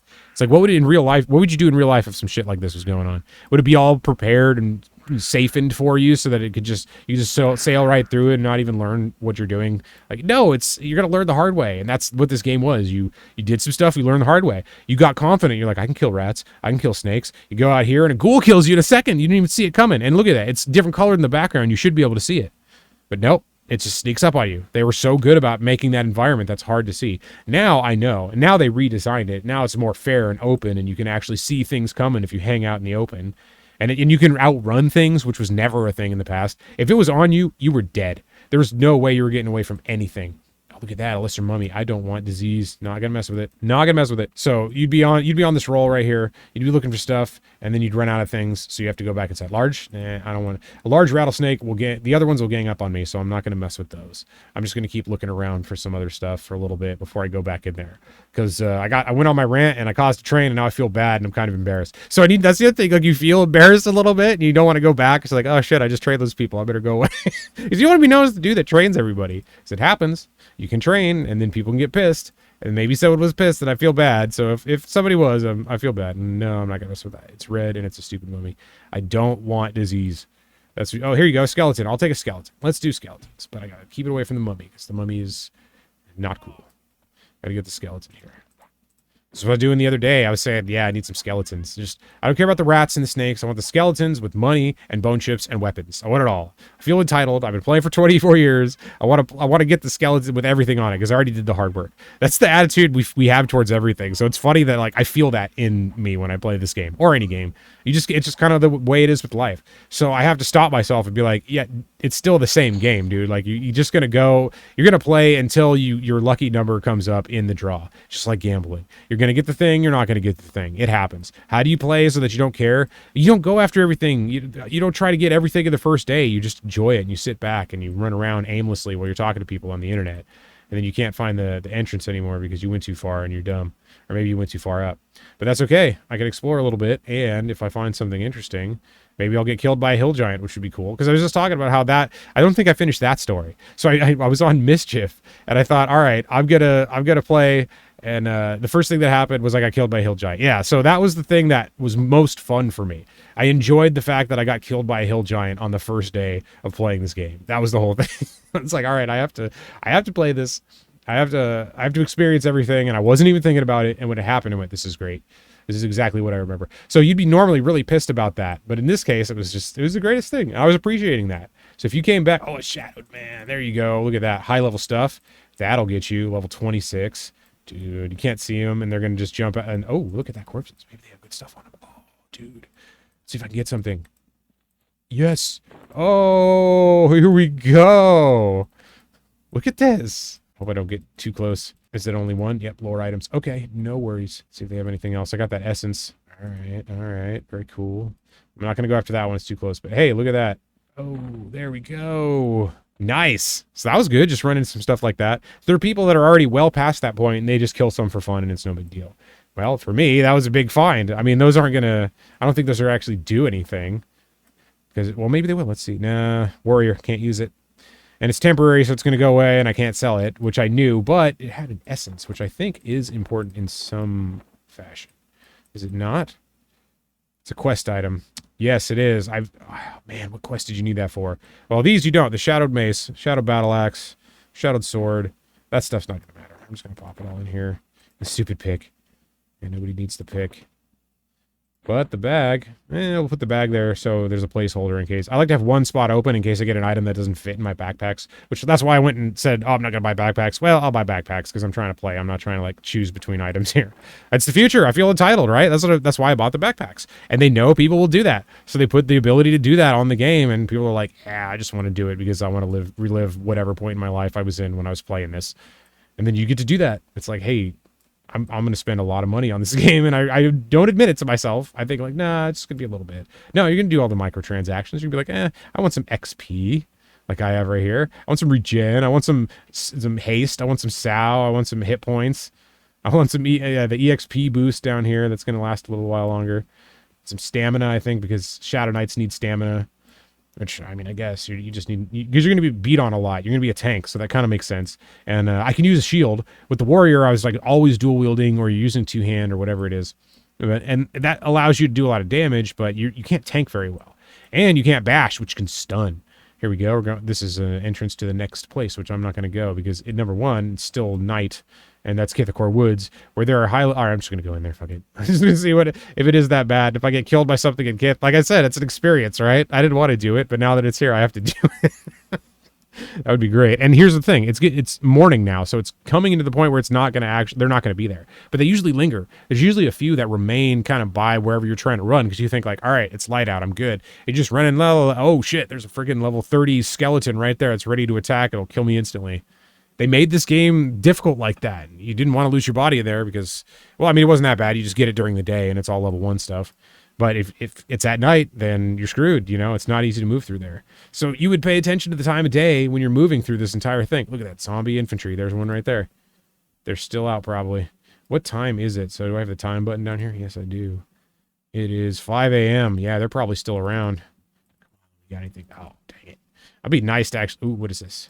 Here we go. Right there. Tortured Healer, level 30. It is a caster. It is a healer. It's undead. I don't want to be anywhere near this. That thing will kill me. But here, let's see. How much EXP? Oh, I'm almost to level 9. How stupid would that be if I just did that and then it's getting there right there to level 9. That's what I would do today, but I don't know. I kind of want to go run up to it and get killed for old time's sake. It's going to be work, but I don't know. Oh, this is so dumb. It's going to kill me. Ah! Did I pull it? Yes, I did. Let's see if it gets me with something. It could just blast me with like a hit or two. Oh, I'm going to get away. Look at that. That's nothing. I got away from the thing. It may have been stuck in the tree too. I don't know. But There we go. Hey, I didn't die. I had to do that for old time's sake. I would have never done that before. I used to be so afraid of doing things in this game. This was like real life to me. I think that's why I love this so much. Is at that point in my life, I just needed to escape everything that was going on, and this was the perfect way to do it. And I didn't escape everything, but when I did need to escape, this was such a great way to actually forget about what's going on. And that's what games are. It doesn't matter what game it is. You get to a point where you can just go play and do and work on your mind for fun. That's how your mind actually expands the best, is when you work on it for fun. You're just out there learning things because you want to learn them, not because you're being forced to learn them. You have to. That just makes the grind so much more difficult. So if you're able to get away from things for a while, you can kind of reset your mind and get back to it, which EverQuest allowed me to do. You know, and I was at a point where it was a very simple game and it was fun, but it was very costly too. So it made the risk kind of for a teenage or preteen, whatever it was when this thing came out, kid. It was so much pressure because you're trying to like be cool at school and shit. Then you come home and like, I don't want to die on this game either. Because if something terrible happens at school, then you go home and you like lose the level in the game. It's like the worst day you've ever had. You're ready to just be like done with the game forever. But you know, if you just go and you play a little bit, it's not a big deal. It's fun. I'm just killing skeletons. This is a higher level skeleton. What was I doing last week? I was killing decaying skeletons. Now I'm killing a skeleton. The actual ones.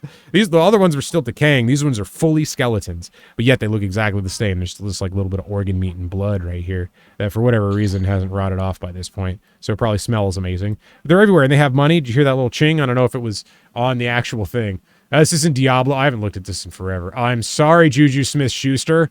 Yes, you're right. Everyone's playing Diablo. I forgot about that. It's still not even out. It's like pre-release going. I thought, oh, didn't this thing come out? I've been seeing people play Diablo 4 for weeks now, maybe even months. And it's like, oh, it's almost out, but everyone's got it on pre-release because everyone has an in. All right, well, I still won't play it when it's new. It'll take me a while. I played Diablo 3 in 2020. That was when I first played it. It came out in, I don't even know, it's 2010, 2011, 2012, somewhere in that area. Maybe I have no clue. It was just, I missed it. And I love Diablo 1. I love Diablo 2. I played them so much going up. When I wasn't playing EQ, I was playing those. I was playing Final Fantasy. I was playing all these different RPGs and MMOs. But it was exciting. And it was because you got to change it up once in a while. You know, but these games allowed me to escape. And it allowed me to actually, I think this kind of stuff is what kept me in the game. You know, like some people, there are things that people can do in life that help them out and keep them going. And this was one of those things. There's so much adventure. I'm just running around right now. I'm not even doing anything. And this is exciting for me. Here's a camp with some yellows that'll probably kill me. We've got an oracle. It's a caster. We've probably got a warrior. We got an apprentice. You know, there's another oracle. It's just like casters and a centurion. There we go. Yeah. So I'm not messing with any of that stuff, but I'm just having fun running around. And that's all you have to do to enjoy yourself is actually just play the game. Everyone's going if they're trying to grind. Like, nah, I'm not trying to grind. I'm using this as an escape from the stock market because, like, this isn't my life anymore. That's why I cast the spell on that ghoul. I thought, I don't care if I die. It doesn't matter. It's a game. I've been playing forever. This is my billionth character. This is my billionth time in the common lands. My billionth time doing all this stuff. So why do I care if my character loses a little bit of experience? I've got an experience potion that'll get it back in a couple of fights. And it's easy and it's fun. And I just go into a dungeon, kill a couple things, almost die, and then come out. Yeah, it happens a couple of times and I get embarrassed. I feel bad. That's when you put yourself in there. That's kind of how you go. Oh, here we go. What's this? Bandit camp. Ooh, here we go. So we got the orc camp. We got the bandit camp. All the stuff that'll kill you. This is where I would love to have a group because this is these were the things that were designed for lower level groups.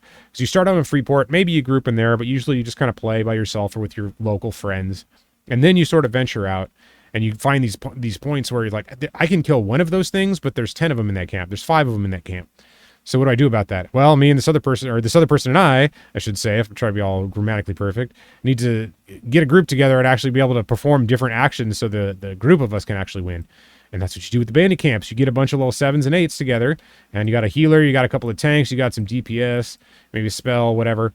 And you got a nice group. Maybe you don't even have all that. You have a yellow Dervish Cutthroat that's on its own, 97. Let's see if I can get this thing. I'm going to go ahead and do it appropriately. There you go. So you can actually see the character fighting. And then I got the debuff on him, the buff on me. I've got the DOT on him. So I'm a fighter. I'm an actual tank now. I can stun him with bash, and I can put a DOT on. I can put a debuff, which buffs me. I can take away some life, which benefits me and heals me. So I'm a healer. I'm a tank. I'm a caster. And then eventually I'm going to get snare, which is the one I really need. So I like all of these spells, and you get versions of this. Oh, and I totally forgot. I have a pet now. Before, back in the day, you'd get to level 9, you'd have a pet, and the pet would be like a level 1 skeleton, so it would be absolutely useless to you. But you could kind of use it as a sacrificial lamb, I guess, if you needed to. Really, I guess that's what it was. It was a way to just give yourself a few seconds so you can get away faster. If you want to see what's going down at the camp, you could just send the skeleton in, and if it like triggers everything, you run away. Or if you do have to run away, the thing will stay on the skeleton because it's been taunting it too. But I gotta get this thing here. But it was basically useless. So I have this pet, and I got it a level or two ago, and I totally forgot about it because last time I was just a warrior. These stupid spells down here, this locate corpse and invisible. Well, that one's not dumb. IVU is not dumb. Locate corpse it's also not dumb either because you didn't have the ease of finding your corpse back in the day. But it's not cool stuff. Like I can't attack with it. Look at this. I'm gonna get into a siphon life tap fight now. This guy's yellow. Smash it. You can hear like the psh sound. That means it's hitting you hard. That would get me pumped back in the day. That stupid little sound of the like hard pishes. You'd be like, oh shit, it's really down now. The sound's out. Like it's hitting me harder. And it would be because you'd be seeing like the max damage with that sound. And I'm like, oh man, that sucks. So it elicited a response in you. And then I could just sit here. If I was a warrior, I had no heal. I could just sit here and just life tap. Eventually I'll have feigned death so I can just get out of something if I need to. But in the meantime, I can just spam this thing, try to survive, get hits in between, try to bash it, and stun it if I can. It's got the DOT on. It's got the debuff on. Oh, this is getting close. I don't know if I'm going to win this. Might actually... Oh, dude, let's go. Come on, get it. Well, you know what? If I absolutely need to, I have Harm Touch. I can just knock this thing down, but I'm gambling right now. I want to see if I can actually do it. I don't know if I can. Ooh, there we go. Oh, it's running. It's running. I got it. See, that's why I didn't use Harm Touch. It's like you're gambling. Are you going to use that? Well, maybe. What if another one comes up all of a sudden? If I kill this one and there's another yellow centurion or whatever sitting right around the corner, a lion, there's so many things that can get me at level 8 that I'm going to need it for that. So save the Harm Touch. It's like, see, there you go. It teaches you about that concept. If you have something that's rare, you can only use it once or twice, what do you do with it? Well, you conserve it. It's like a bee's stinger. They don't just sting everything. They have to be selective with their stinging. And, wasps, they can just do whatever they want. So they're assholes. So the bee has some perspective. The wasp can just do whatever it wants. And if it doesn't work out, it has no idea why because its strategy is just so aggressive. Oh, there's that ding right there. Level 9. Got it from a yellow orc. Oh, there it is. Woo! All right, I need to take a drink. My throat is sore. Well, not sore, but it's dry right now. I'm sitting here doing the speed talking. And people kept commenting this, like, you just keep speed talking the whole time. It's like, yeah, this is how it works. This is how I go. I need to do something like this. It's therapy for me. So it could be entertainment. It could be laughable. It could be whatever. But for me, it's just a way to let all this shit out. Man, so my head's doing it all the time, and it sucks, so I'm just trying to let it out a little bit. So I'm going to take a drink real quick. Here we go. Here's what I was saying. So there is, I forgot to do this last time, there's this band, Sleep Token, that's controversial. People like it. People don't like it. It's this whole thing. I've been waiting for people want to listen to it. People don't want to listen to it. This guy did a review on it, absolutely just trashed it to the point that he got, I think, an equal like-to-dislike ratio. So was it ratioed or whatever? It wasn't, like, worse. Which, I don't know, people worry about that. It's like, did I get ratioed? Like, yeah, well, in this case, maybe. I don't know. But it just shows you that it's popular. And I could tell the reason the guy gave it such a low review is there was just some hurt in there. He just heard that he didn't like it because people were talking about it too much, like more than what it was. He thought, yeah, this is good, but people are way hyping this up, and it's not as good as all this other stuff that I put my entire heart and soul into, so I'm just going to fight it tooth and nail because I've been doing this for so long that it's hard to find the newness in anything, and I don't have the open mind to be able to see something good when it comes along.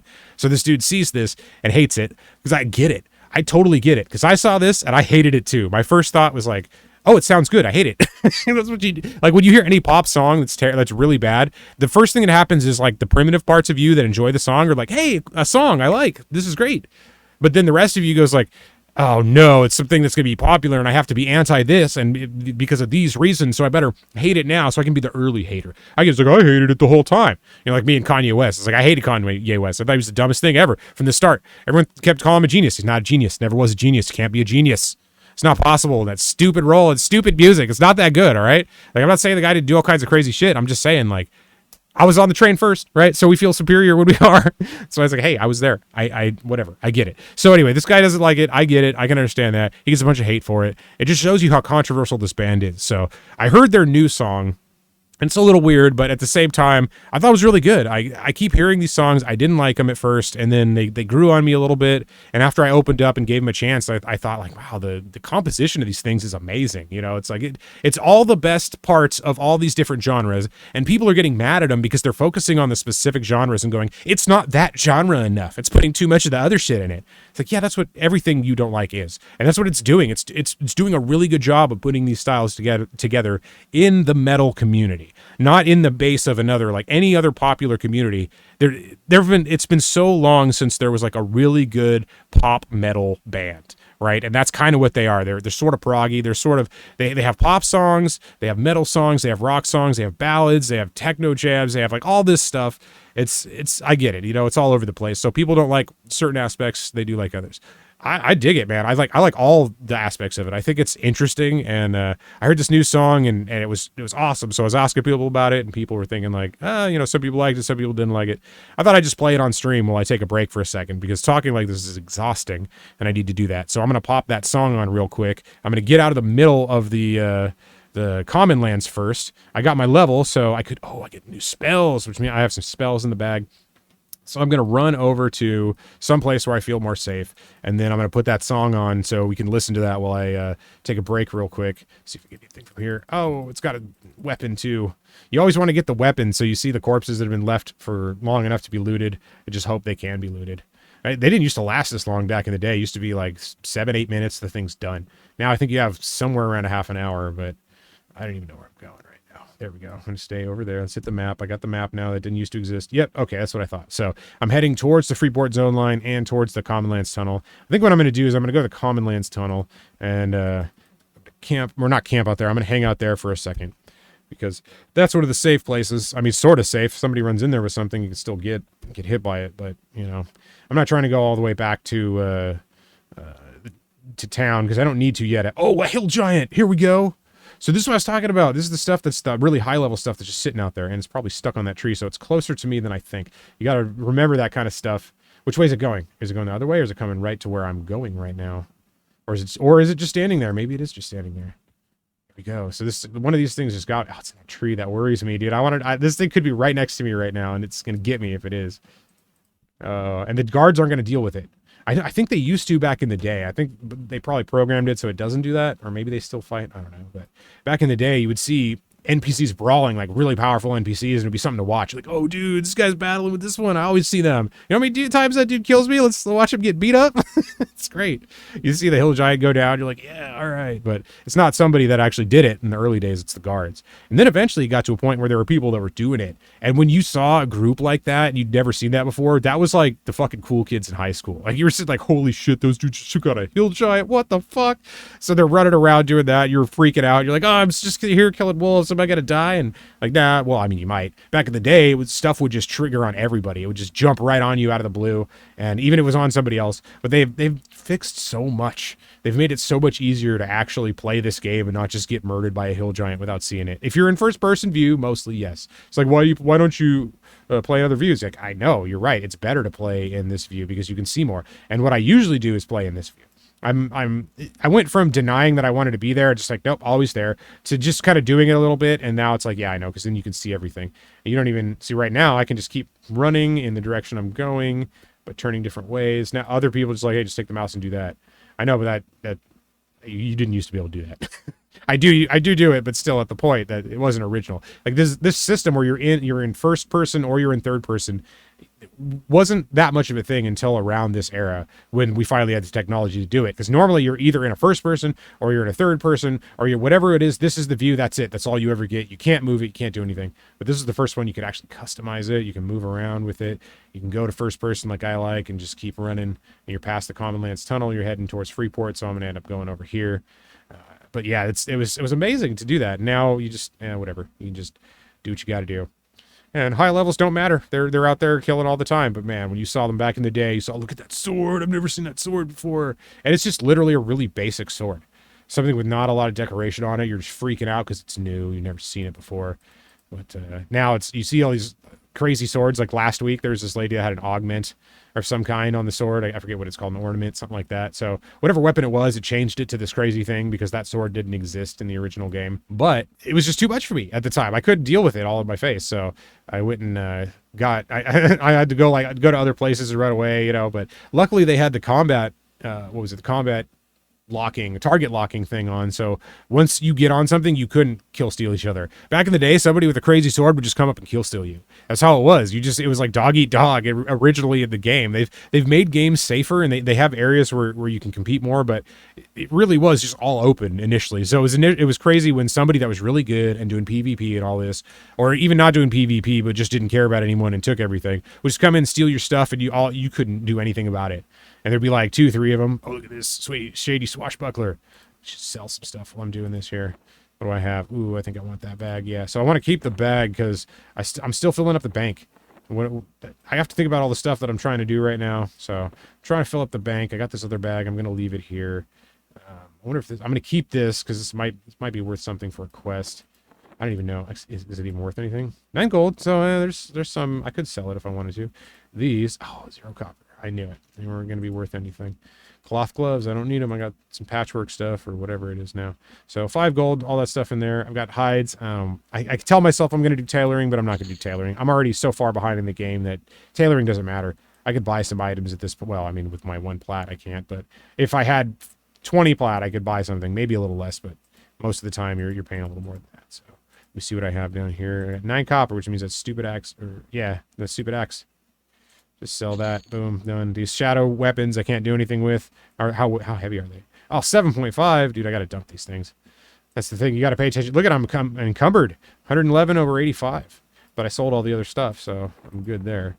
And I've got a bag there. I'm going to keep that. So, yeah, let's dump all these. Or maybe I should put them in the bank. I don't know. What am I? They're temporary. They're going to go away.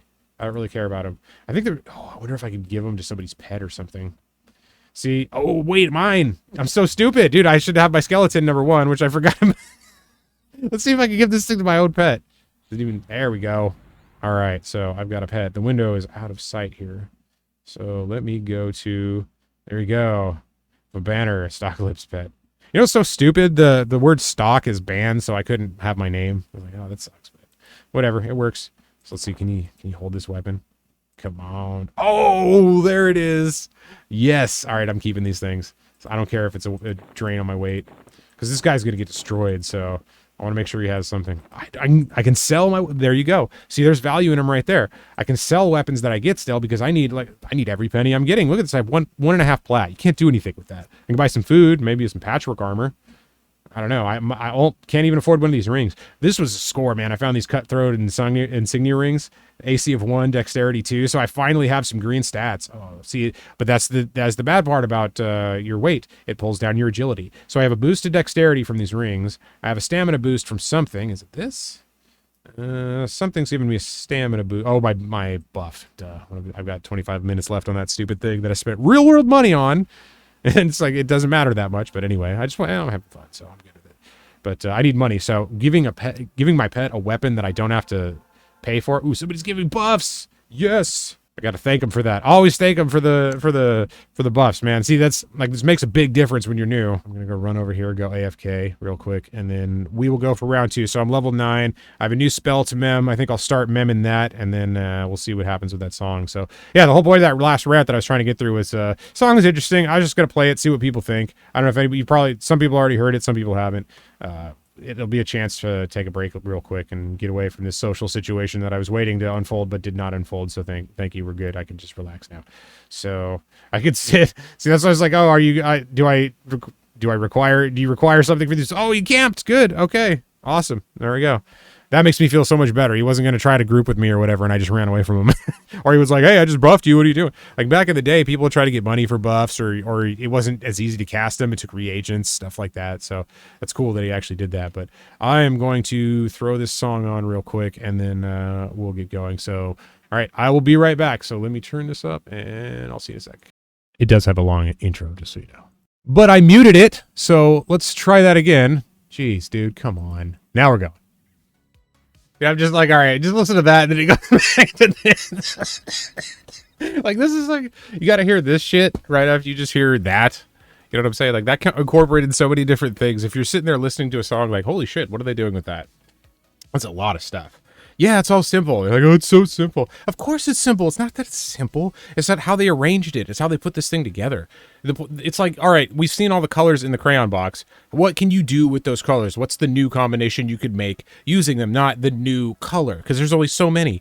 It's like, yeah, at the basic levels of things, you're only going to discover so much of something. So you have to look at the details.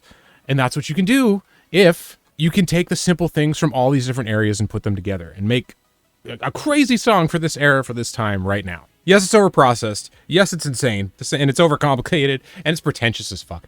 Dude, this guy's voice, this whole presentation, like, oh, I get it. I understand. It really is. When I first heard this band, I was like, I hate it. I can't tell if this is an amazing band or the most terrible band I've heard ever.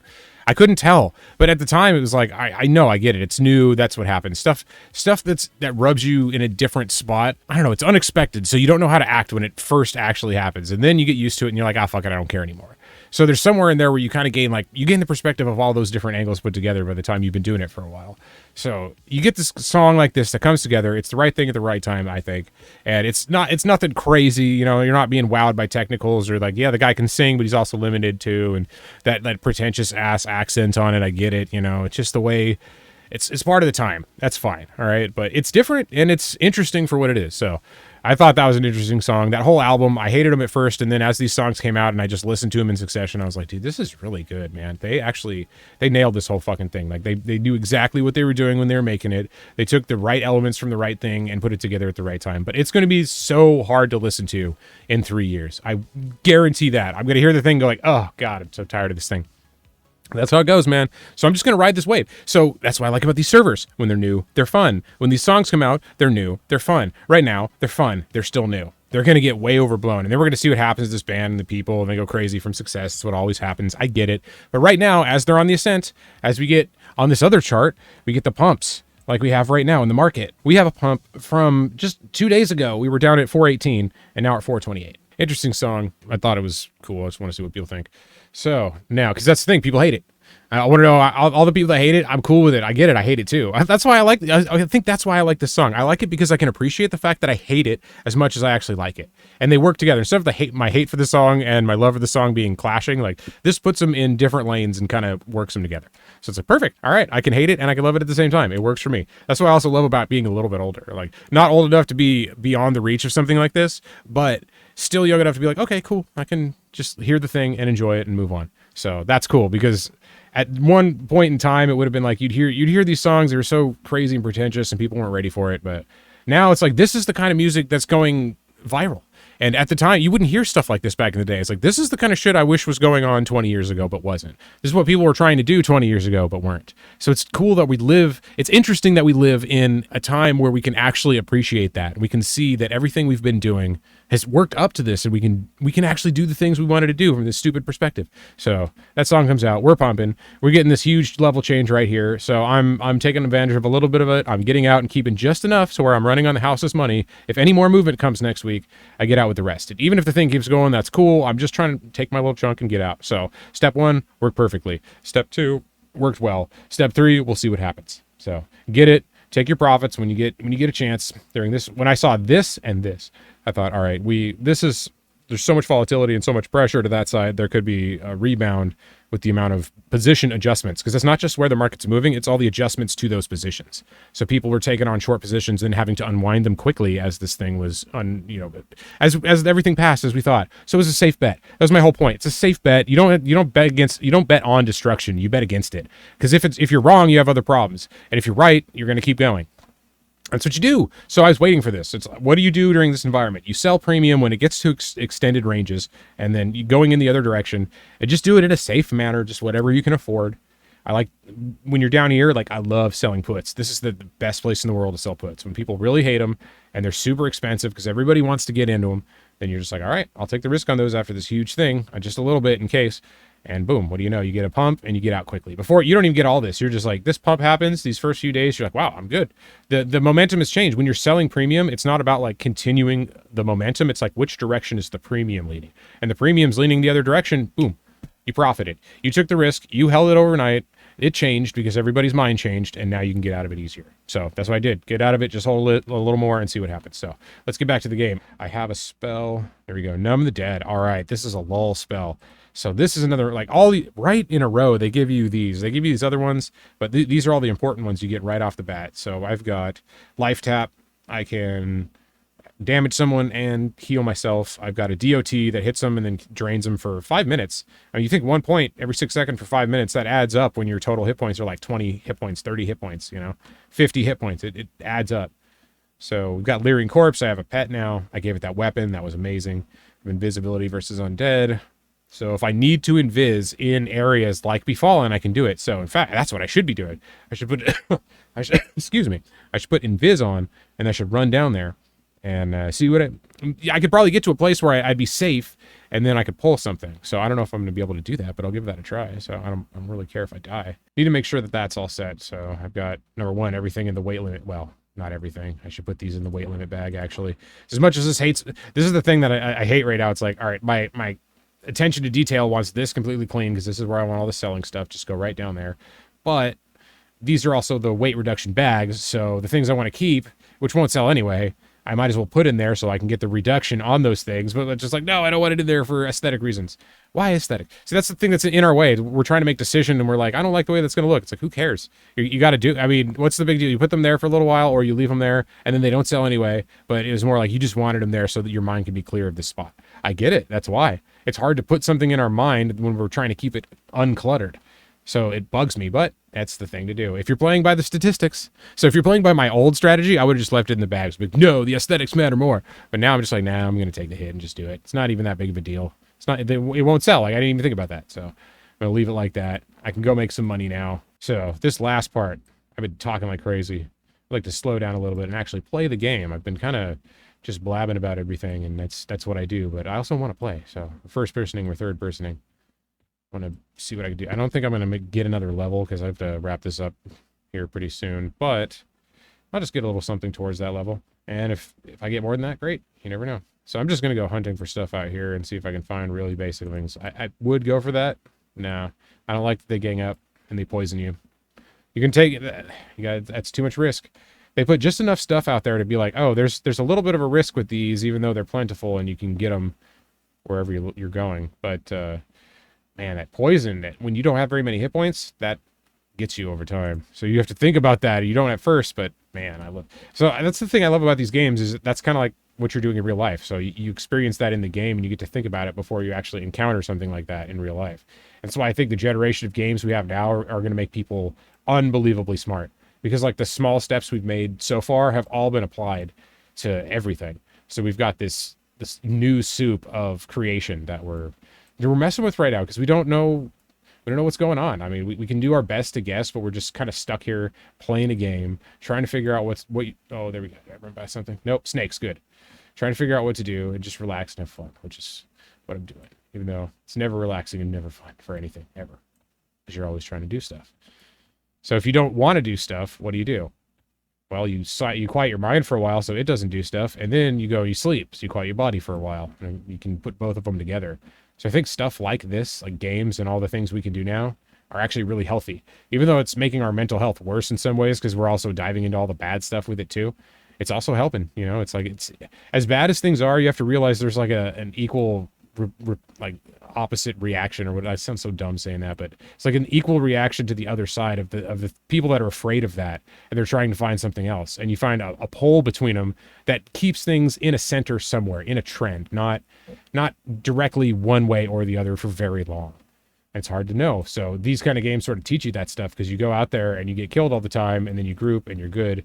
You walk into a dungeon with a bunch of people. Are they level 50? Are they level 10? I don't know. That's the point. It's a week into the game, and that's what we're already seeing, is like, what are these? What everyone's got short swords with Ikisha and stuff, and look at this Ikisha. I don't know, whatever they're called. We're just gonna get into battles here. There he goes. See, it's so much harder first person without. I just wish I had tab target. That would be the thing. If I could just have tab target. I got whatever's target. Oh, right there. Boom. In the pet window, which is off screen. See? If you have buttons, you just get this thing right away. That's why playing with the mouse is not superior.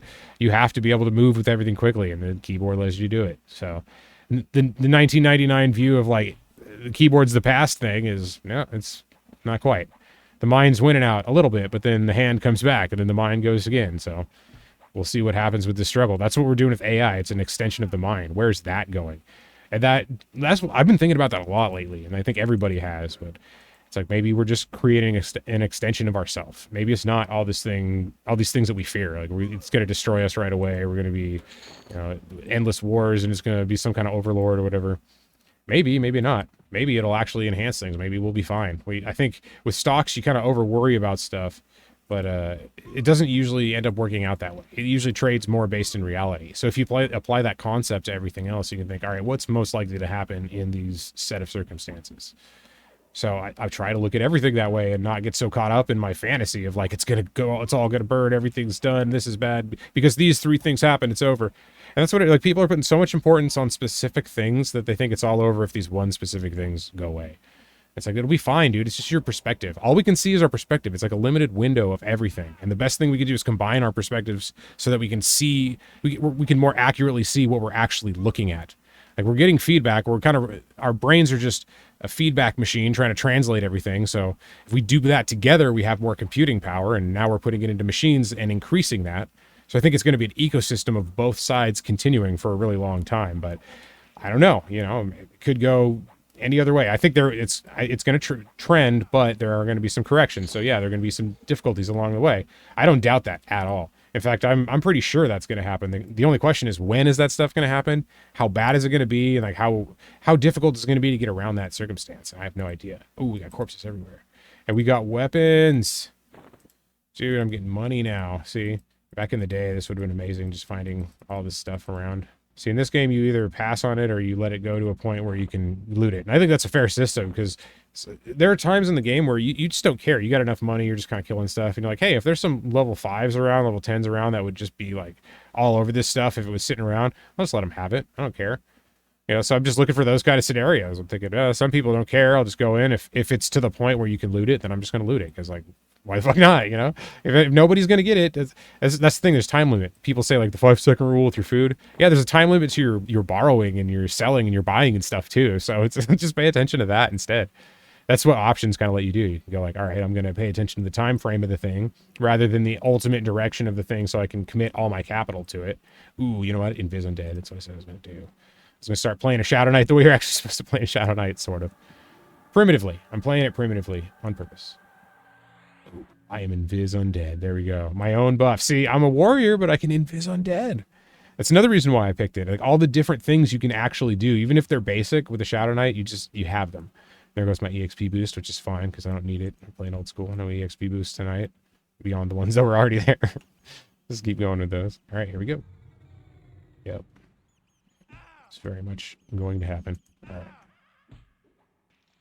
Boom. So I wish I could just tab target the other one. But no. Boom. Got it. You got to click on it and actually get it. Siphon strength. All right, so I can debuff. I'm trying to put a DOT on both of them. So dividend stocks. Here's what I'm doing. I'm investing in dividend stocks right now. So when I put the DOTs on these and I pick one target, I'm letting time do its thing. I'm letting theta, actually. I'm putting theta into the game with that. Theta in options trading is the risk you're taking in a short amount of time. It's the time risk, basically. So you can be right on a direction, but you have to be right in the certain amount of time. And my auto attack's not even on, dude. I can't even. What am I doing here? Yeah, but you can go for the time. So that's what option sellers do. They said, all right, I'm not necessarily disagreeing with you, but I bet on this timeline it's probably not going to happen. So I'll take the risk. I'll let you pay me for that. And then when you're ready to get out, I'll sell it back to you at a cheaper price and keep the difference. So that's what you do. You let somebody, you're basically letting someone borrow from you. It's a loan. It's not so much you're trading on the stock, you're loaning cash on the stock. You're going for the neutral position that doesn't care so much if it succeeds or not, but whether the numbers actually add up. So you're like, all right, either it adds up or it doesn't. Ooh, I gotta get this thing. I'm gonna die. You know what? I was talking about a harm touch. Oh, dude, I'm not gonna make either one of these. Here, why don't we do this just for the fun of it? Oh, I didn't even get it all the way. I wanted to get out of here after one. Oh, it's gonna get me. All right, I'm gonna die. Here we go. Yeah, that was a bad idea. I knew that. Oh, get it. Look at that. It got me back. Oh, I got... I'm gonna die though. No, I'm dead. See, I knew that was gonna happen, but I got one more. Oh, oh, this is great. Oh, there we go. Come on. Am I still alive? Still alive. So there. All right, there you go. Finally, respawn options. You have to wait till you're actually dead. I'm just. Oh, that was great. That was fucking hilarious. I knew that was going to happen too, but I thought, well, I'll just give it a shot. It's worked so far. I could just roll the risk dice, and that's what happens in trading too. You keep pushing the risk too far, then that happens, which is exactly why I did what I did today. I had my profit. I took my profit. I kept a little bit just in case it keeps going, which it probably will, but who knows? And I'm good. It doesn't. I don't. All of it can go away, and I'm still up. And that's the point of the play. It was a low risk play. I could have made a lot more if I'd been more convicted, which I should have been. I should have been a little more convicted. But since I'd been on the sidelines lately, since the trading market has been weaker, I haven't wanted to put myself out there as much. So I haven't been taking the risk, and I've been right most of the time because it's like this is not the environment to take on risk in certain directions. It's like, yes, you want to be a put seller, but not all the time. Yes, you want to buy calls, you want to sell calls. There are times for that. Yes, you want to buy puts. There's time for that. There's time. It's better for shares. Like it really would. If you have the money for shares, shares are way better than options. I hate options. Like options, you should. Well, I don't hate options, but like I hate relying on options. If you have the money to be able to take on the actual product, then it doesn't matter if the thing runs out of time. You have some kind of actual value. You have paper value that's worth money, and you can continue selling options on that value. So if you own a stock, you can sell calls. You can make money on the time premium, the theta from that, and then if it doesn't go beyond that point, you get to do it again. So if you're holding the stock, you're like, all right, the stock for 1 month didn't go anywhere. I haven't made any money. In fact, maybe it went down a bit. But if you were selling options the whole time, like you're betting against that, and you end up on top, then you go, hey, guess what? I took the premium and I can keep going now. It wasn't that much risk, and if I had been put the stock, like if the call comes through, then what I do, or the put comes through, then I sell calls on it. Or if I get if I have to sell the stock, then I start selling puts again. Instead of trying to buy the stock, I want to collect money on the time while I'm waiting to get it at the price I want. Now, there are risks to that, but it's nice to be able to look at something you actually want and then benefit from it and not have to actually play it. Because if it doesn't go anywhere, you're continuing to make money.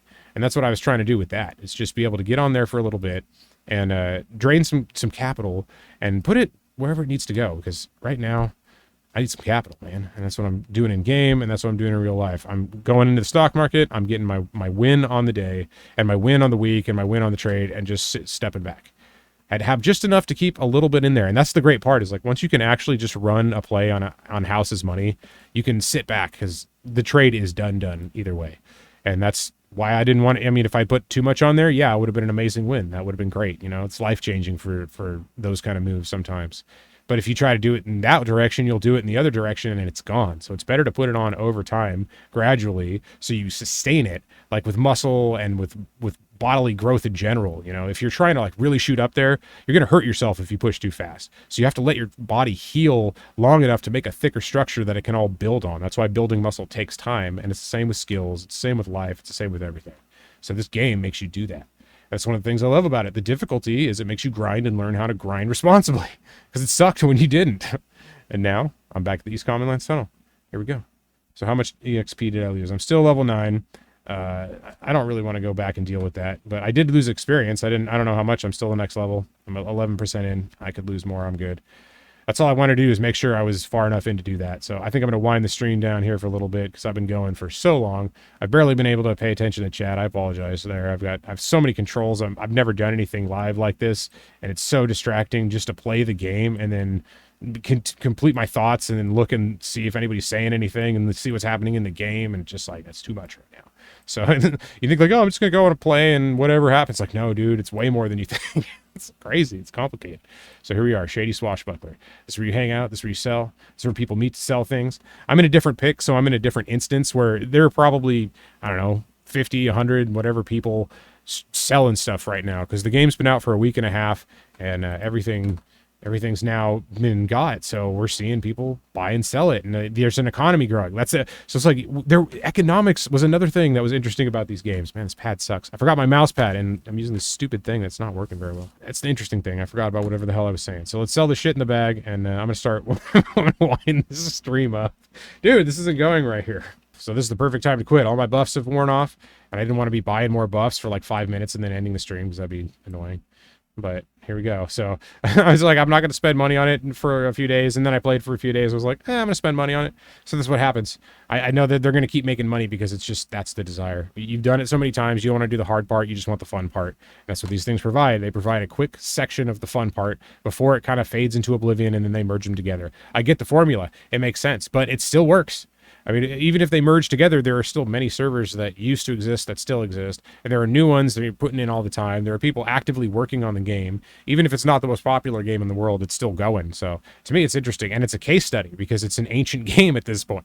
It really is. There are people. So this used to be the biggest game in the world. Now almost nobody knows what it is. Nobody's heard of this. And it blows my mind to know how quickly things can change. And it doesn't seem like it's that fast, but it is. So looking at this as a case study, and this can last that long, you have to think, why? Well, it can last that long because it's monetizable, which is what everyone's trying to do. They're trying to monetize themselves, and that's what we should be doing because we have the environment to do that. And games allow it to do it. So I appreciate that so much, and that's why I do this. So I'm going to get out of here. This has been fun. It's been really interesting playing the game and actually just talking about stuff at the same time, because even though I'm thinking about things while I'm playing the game, I don't realize how much I stop and actually just play the game and have to concentrate on the little things that are going on that are actually really important. You know, it's like, it's hard to do once you start getting into it. So I got to get going. I'm getting tired, and I'm going to be doing this more often. So hopefully I'll be able to do this next Friday, but at the very least, I'll try to do it every other Friday-ish or every other day that I can, aiming for Friday night. So thanks for staying. You're still, I appreciate that. You have no idea how much I appreciate that. It's been rough trying to do this, and it's therapy. So it's cool to be hanging out. All right. Have a good night. It was fun playing.